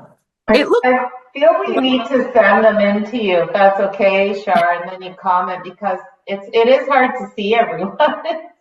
Yeah. Yeah, it's the light. Yeah. Okay. Oh, well, well, let me turn the light on and see if that helps. I do appreciate when you guys can send me, text me, or email me. Really nice variations of cool and warm. I even almost like just the brown, that there's the brown underpainting and the the background that like it almost works just as is. Okay. Because it yeah, although it feels a little maybe, I don't know. I really like underpaintings and you don't always have to cover things up, but maybe it's a bit too brown to just leave it. Okay. But it is very nice and atmospheric. I realize that this should, it's hard to tell from the photograph. Is it, what is what? Like, is this green here? Well, you can't even see that when I'm pointing to it. Is this part of this tree or is this something in the background or does it matter? That's part of the tree. So this should really come down further. Yes. Okay. I think that whole light area is green, actually. Okay. Yes. And then even on the right side, you can bring the green down as well. Okay. Your trees look stunning. And it's really exciting to see some red come in. And your ground, your shadow shapes and values right now are really good. Okay. Yeah. I don't know. You can tell because it looks so dark. See, compared to what it is. Looks very light. Okay. Like I bet it's a little bit richer in person. Yeah, it is. Yeah. Sometimes the window light it oversaturates. So you can text me if you'd like at the end of class or anytime. We have a half an hour left. So I'm going to get out the red and just ask to check in anytime. These are working out really, really well. I thank you, Stacy, by the way. I just don't want to forget. You sent some cloud photos. Oh, yeah. I appreciate that. I think I'd like to do something a little bit more like really close up clouds instead of a whole landscape. This is just, I thought. You can crap if you want. I just. Yeah, and I might, that for sure. I will take a look. I also was, before I noticed that you sent them, I only noticed, I think, this morning. I was like, I only sent them last night. So. Okay. So last week I was thinking, we did a soft pastel clouds and art mass. Was it Yes. end of last? And I thought a photo like that would be good. Do you remember that one, Stacey? The one that I did, or the ones that we did a art mass class with soft pastel. I thought we picked our own clouds though. Did we all pick our own? Sorry. Okay. What would I do without you guys? Like, Facebook reminded me today of like old classes and it goes so far back. It doesn't let me share everything, but I cannot believe like if I counted just Zoom classes alone, there's over 200. And the amount of in-person ones and all the projects I've had to come up with over the years. Like, it's hardly the final work that's impressive. I'm going to say my administration, like getting all that together for, here's the description, lesson plan, material list, promotional photo, all of that alone, never mind the actual act of the class is very overwhelming for me. Okay, I'm gonna go in with another layer of right. Oh,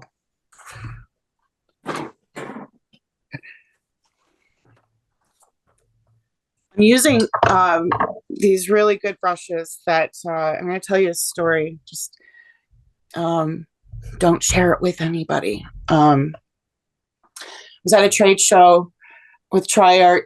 It was sort of like the NAMTO, the really big trade show. It's a National Art Material Trade Association trade show. And so there is this, I was live painting and there's this rep from Royal and Langnickel, and he was this really gregarious, boisterous Greek man. And this does matter because stereotypically I mean, his personality really suited being a rep. He was very bold. Okay. And so he comes up to me and he says, I want to buy this painting that you're doing. And I said, Oh, well, wow. yeah, and I could find it, maybe show you guys at some point. It was big, like it was really big. It was abstract, and it was pretty cool. I don't think I've ever done anything like it since either. So you know, he liked it, and that had to go ask my boss if it's okay, because in reality, like my boss would have owned that painting, right? He's paying me hourly. Oh, I see. So he said, fine, no problem. And so he goes, well, I can pay you in brushes. And I said, I need money. Cold hard cash. And so he opens his wallet and he goes, okay, I have like, I mean, I can't even remember. It might have been $300 American. And I said, fine. How many brushes are you going to give me? And he gives me a catalog and he says, go ahead and pick. Uh-huh. And so I said, I don't know, like, what kind of brushes would you recommend? I mean, you know, make it worth my while. Give me something good. Like, you're a sales rep. Sell me on it, right? And so he suggests this line, and they call it black. No, it's a mongoose. Okay, it's like a line. Some lines are just this number. So this is 5610, and all of the different sizes, they all have 5610 on them. And so he's like, I really recommend these mongoose brushes. They're fantastic. They're beautiful. And I was like, okay, cool. So I check marked off the types I liked, like Filbert and Bright. And so he gets all that ready for me. And I might have gotten one more thing. Yeah, I did. I got another line that were, I think, Kolinsky Sable. But anyway, so he gives me these brushes, and I'm, you know, very happy with it. And he says, oh, don't tell anybody, but the mongoose brushes, we sell them as synthetic mongoose, like an alternative. He said, but these ones I'm giving you are the real deal, but it's illegal. Oh, So we can't sell them because it's a protected animal, and it's like, you're not supposed to be making brushes out of them. And yet that's what I have, and I can attest that they are real. wow. And that's the kind of shady business, and why I left. Why I left the industry.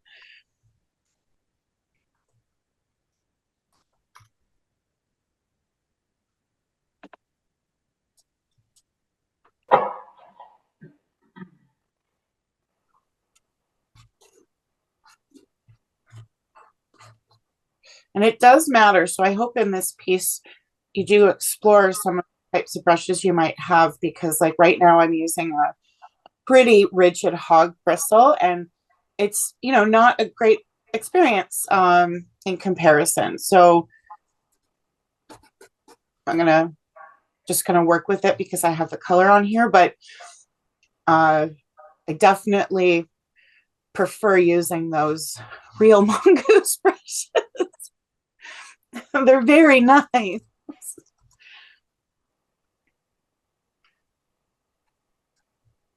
And I think glazing people tend to like a more softer hair with this, with that still has spring, but softer.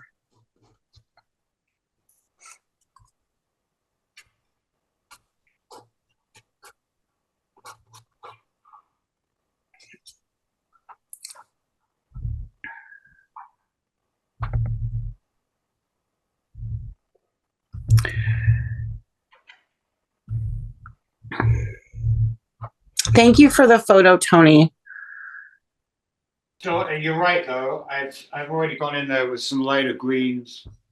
So you have kind of in that area a I'll screenshot this for everyone, okay? I feel like you've lost the glazing and you're going in more just alla prima painting.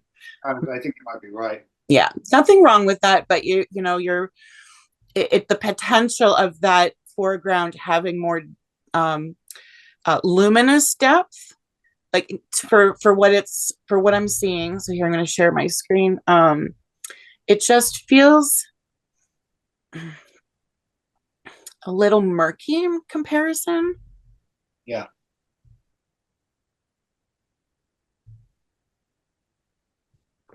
Okay. But it all works. That you can't change it now on this piece because it totally works with the top. I really like the movement, the impressionistic strokes you have in the shadow top of the tree. I almost feel like you need to bridge that more. I don't know.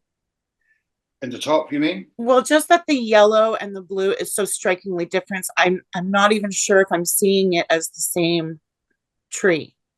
Yeah, I'm going in with some green now and doing some highlights. So the yellow kind of, yeah, you'll see what I mean, but that's exactly what I'm doing. I'm going in with greens now, just to tamp that down a little bit, because you're right, it's too yellow. That makes sense? Yes, and I also think that sort of in and around like in and around here, you have the sky holes. I don't feel you have enough leaves. Like you have to sort of break, just like in here, that's very nice. So you have to sort of have breaks for the sky holes, but this is almost too much. Okay. Like the leaves need to connect a little bit more. Again, it's stylized, very impressionistic, really good. So, you don't want to overdo it, just a little bit. This stroke feels a little too coming forward, the ultramarine blue there. So if that's wet, just soften that out.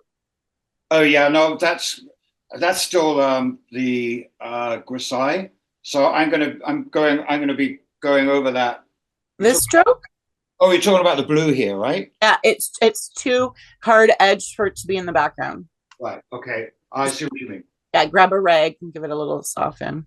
Look at this is what last week? Look at the difference. Yeah.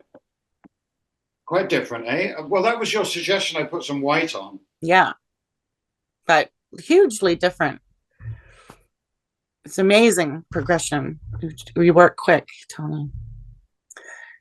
I mean, you're right. I don't think I'm blending. I sorted that out.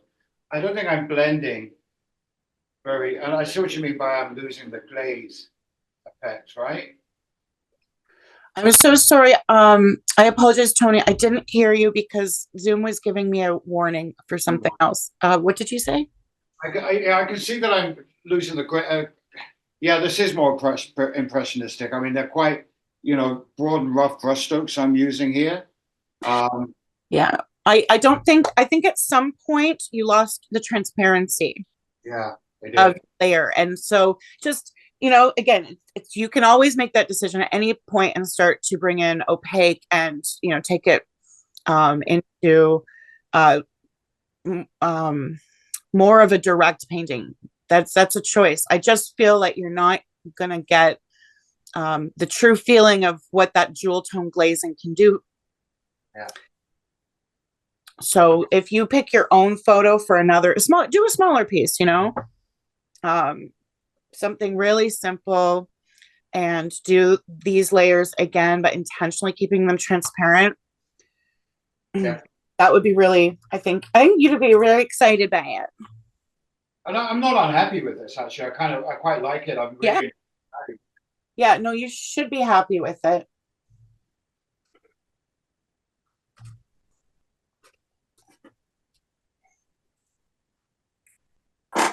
That's okay. I think I got away from the glazing too. Okay, so it needs practice. Like it takes patience. Patience. Color. A lot of patience. Yeah. oh, it's so true. And I think you know, again, I understand it's a little hard because you're working as I'm doing things, but if you, see, I haven't just been editing the video just to the demo because there's great conversations that happen in between and we learn from critiques. But if you can fast forward when you get the recording and just look at how much I'm wiping off, like it's a lot, guys. Like here, just in here, like So it's that wiping adds a lot. that's the glazing. Like that's right. So Like that. yeah, staining, Irene. Like I'm going and really juicy. Oh, thank you. Yeah, really juicy. And then I'm like, but I want it to be flat or like more of a stained layer because then I can always add a little bit more. But I can't take away. So sometimes I've found in this session, the blue, depending on the blue and what was around it, it got muddy. Okay. And I would wipe that right off.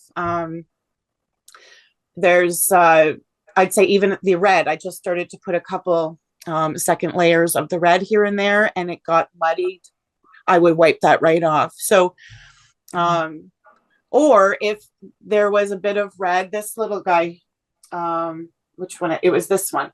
This one had a little bit of yellow that I liked. I put another layer on it, and I thought, you know what? It looked better, a little bit more yellow. So then I just taking it back a tiny little bit. So I think I'm using my rag a lot. Where we go? Okay.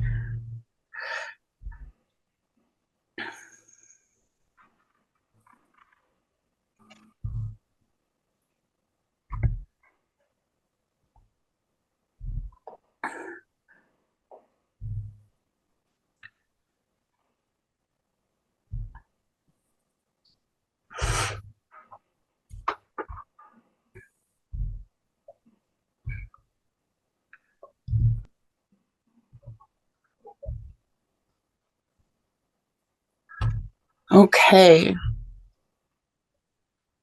Brenda, would you like a group feedback? A group share? Oh, sorry. That would be fine. Okay. I'm going to share my screen. If at this point you can keep painting, but also if we can do a group critique for those who want it. So Brenda sent a photo. This is over emails. You can always email or text me.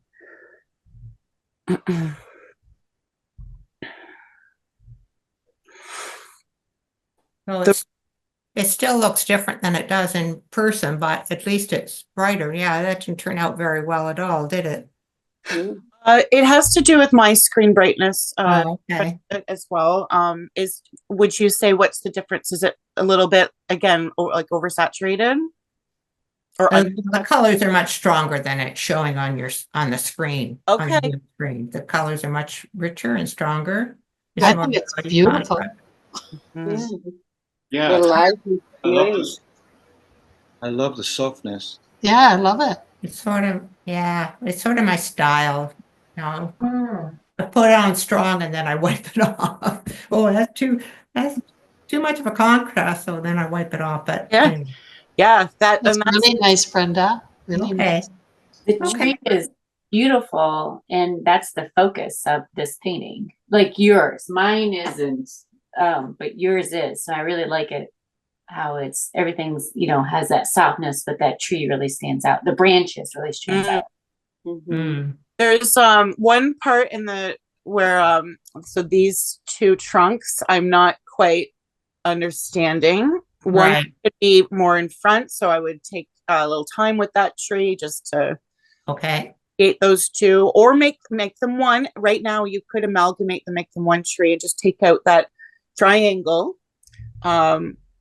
if you wanted. Yeah. You go with what you'd like. Either work with what's there or go back to the photo. I'm craving a little more yellow. Okay. The transition to the dark part up here, even though that's in shadow and you do want the blue, I still think you need some warm areas because where the sun is. Okay. And I'm feeling that's because it's beautiful, cool tones. So just bring in some warm, like in here, like Okay. you've dabbed around there. Okay. I love the red and that you got orange in there, like, and that was. It I looks couldn't like you mixed it. I like it. Yeah, I couldn't get the lid off of Oh, Glycerin Crimson, so that ended up with a mixture of cad and yellow. okay. That looks great. Are you gonna put some in the tree? Well, I couldn't see it in the photograph. Oh, it's there. Yeah, so I'm gonna look closer. I'm What? gonna look closer and What I'll do, Brenda, is I'll bring up the photo for everyone and we'll just look at that one more time. I know I sent you something to print out, but I think it's something I can zoom in for us all. okay. Okay. All right. Da-da-da. Oh, I guess I'm going back to sharing. Okay. Da-da. All right. Let's go to that file.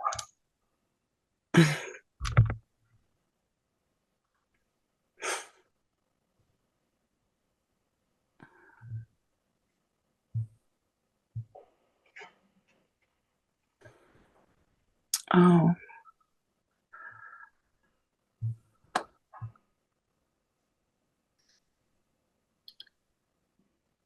1 second. Okay, here we go. So you've got all these flowers. Look at how impressionistic that is.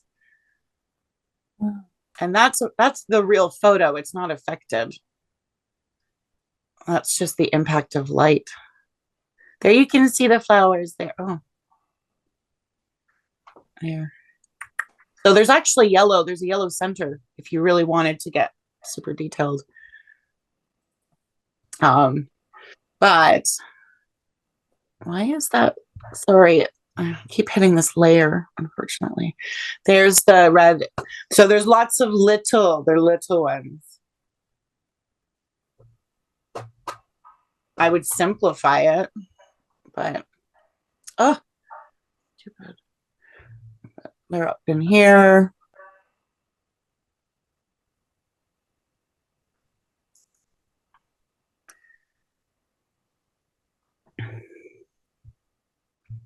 Yeah. They're quite abundant. They're all over. They're actually all over. I'm wondering if you do it all, it might just look like a rainbow tree. Like it's real, it's hard. It is a tough one. I chose it because I was there. And it was a beautiful moment with that light. And yet, sorry, and yet it's either going to look like an apple tree, or like you said, too many dots. Renoir, a lot of his garden imagery, it would have had a lot of little individual red bits scattered everywhere. We've done a study on Renoir with that, and it was very effective. So I think those are going to be your artistic creative choices here. I actually would like to put a little bit of the yellow center, and now I have an option. I can make a very pale yellow, with yellow and white, or I can go in, add the white, which I'd rather do, and then let that dry, and then bring in Indian yellow just in that little bit over top. So there's pushing your patience even more. But because I like the effect of the glaze, I like alizarin crimson over the white. I don't like alizarin crimson with white added. I don't like yellow with white added. So I think I'm gonna get a new brush and just put in, oh, these are wet, so I'll do white. That's 2 more layers that I have to, 2 more weeks I have to wait. But it is worth it for me.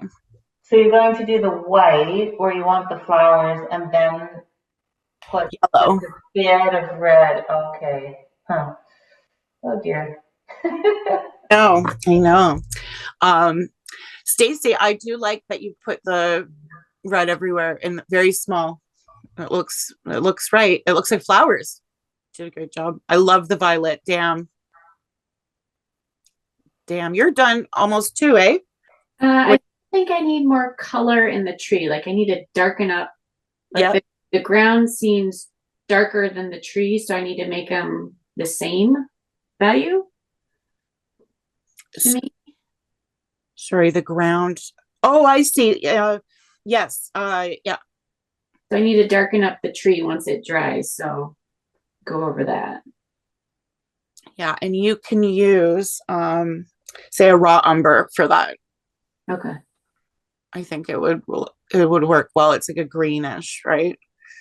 Yeah, because it's the phthalo green and ultramarine blue, but it just didn't get dark enough. So or could I add some of the purpley color since I had it on the ground? Yeah. Look at that foreground. All the glazing. So I can see where you've added zinc white, but just for everyone to like, take note that zinc white is very different than using a lot of medium and a titanium white. It's meant. I'm sorry, I can't see it on the screen. I see yours. What? I see yours. Or did you share it or no? Yeah, I thought I did. So No. I've been looking at it thinking that you guys could see it. I'm sorry. I was zooming into certain spots and everything. I was oh my gosh. Okay. Here, can you see that? Yes. Okay. So all my comments apply. But look at that. I'm just gonna go in so you can see the violet in the distance. It works very well. So you might take lead on that. And that was a little blue and diox violet, Stacy.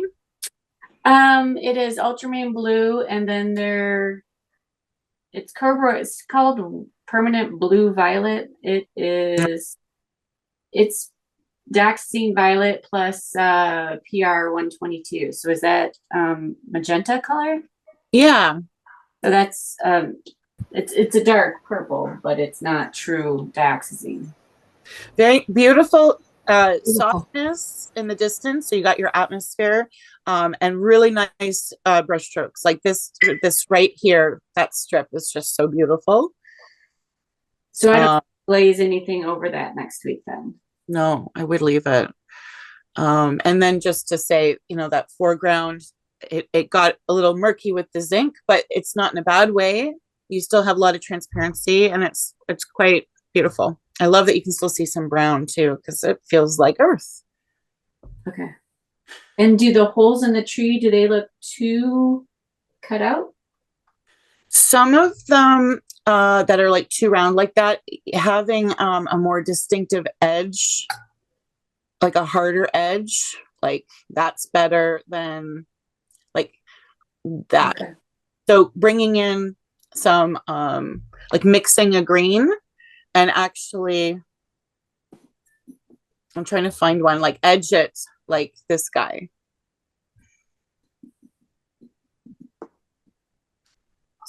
Like this one is way too round.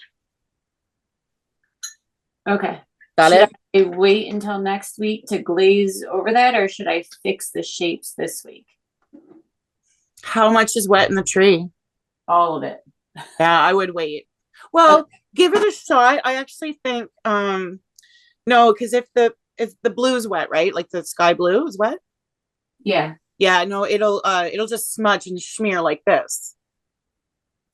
Yeah. Yeah, so I would leave it. That's not really nice. Just whenever it's dry. Okay. Yeah. Okay. Good. Very good. Mm. Oh my God, is it seriously 12:25? Okay. Okay.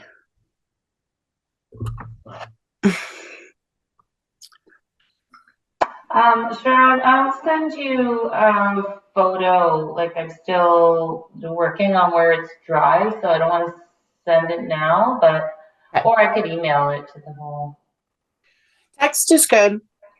what text. Okay, text it. Okay, Unless email like is fine, but I would say text. Okay. I'm just not sure when you get if you get all the read the text right away.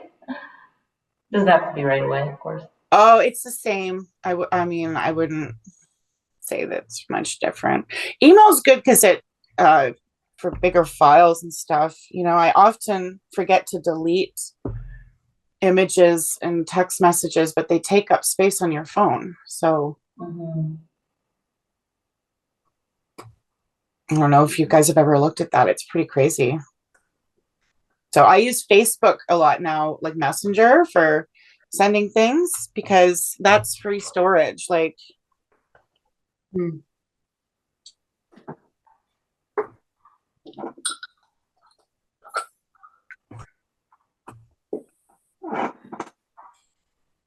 gonna try and mix now I know what I'm gonna do. Okay. I'm gonna bring in some alizarin crimson over the ultramarine blue and make like a misty violet.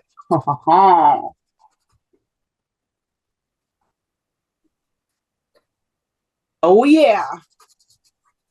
Oh, I love that. Is that for your Yeah. background in there? Yeah, I was wondering about doing that too. Ooh, I'm not gonna do it everywhere, but Stacy, you've started a trend. But that's a good atmospheric, like it looks really good. Yeah.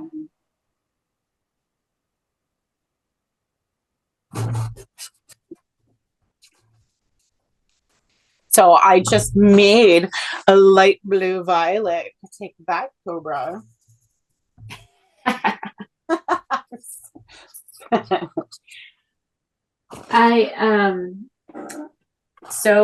In a little jar with a top on it, I added like the painting medium, a little bit of glazing medium, and the quick dry medium all together. And I did like this mixture. Good. We'll see how it goes. Yeah. But I didn't want to get too fat too soon with the glazing medium because I don't know how long it dries. It's not supposed to affect the drying time, but no, and that's really good. It's kind of nice to have a medium that doesn't change the paint so much. You know, and then if you wanted something to dry slower, you can make that happen or get a medium for that. And if you want something to dry faster, you can get a liquid. And like, for example, these Griffin Alkyd paints will always dry quickly. So if, and this is why I've never really recommended, and when I worked in the art store, I never suggested to people to buy the whole line of something like that unless you're 100% sure you love it. Because you can, you know, it's just better to get sort of the OG or, you know, paint that's just kind of made more simply, like pure, and then get stuff to affect it. Until you get to a point where you're like, you know, no, I want that specialty. But I saw too many people like spend so much money, especially when Golden came out with their slow dry, their Golden Open. Oh my God. They bought so much. You were one of them, yeah. Disaster. Oh. I hated it too. Yeah. And that's marketing for you. That's just, you know, like you think you've got to have it, but guess what? Learn how to use a retarder and your paint will feel just as oil slicky because that's all that they did was put propylene glycol in it. It's kind of evil. It really is.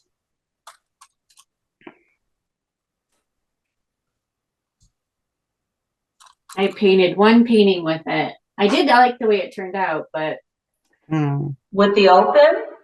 no, the slow dry golden. Oh, yeah, golden open? Yeah. Yeah. Yeah, I can't even like give those away. I still have some. Have a little starter set, and I hated it. Yeah, it just feels weird, right?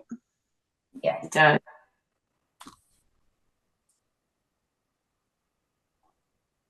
I got them because, well, because they sold them to me through Desairs and they marketed them as, oh, like, it's more like oils, it'll dry slower and blah, blah, blah. Whereas I just should have used the oils. Oh yeah, Irene, seriously, yeah. Because you got that's where you ended up anyway. Yeah. But you said you're really enjoying this. You did this for a life drawing class on Monday? Yeah. So, no Alkyd, but just I did the oil paint and the Gamsol, and it was like painting. Yeah, Oh, challenging. Yeah.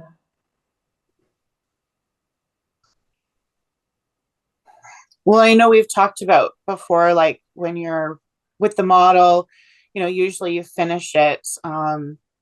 Like models don't even sometimes let you take photos or whatever, right? So Yep. unless you do a sketch or whatnot, you're trying to fit it in one session. But the cool thing about oils is you could make those, little adjustments after the fact, and that like when you get it back home, and that's really cool. Well, it's still wet, and that was Monday. Right. So yeah, stays So wet. why didn't you use liquid, if you don't mind me asking? What's that?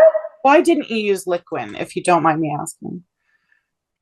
Your Alkyd medium. Oh, well, because like I needed the odorless. I need But the odorless.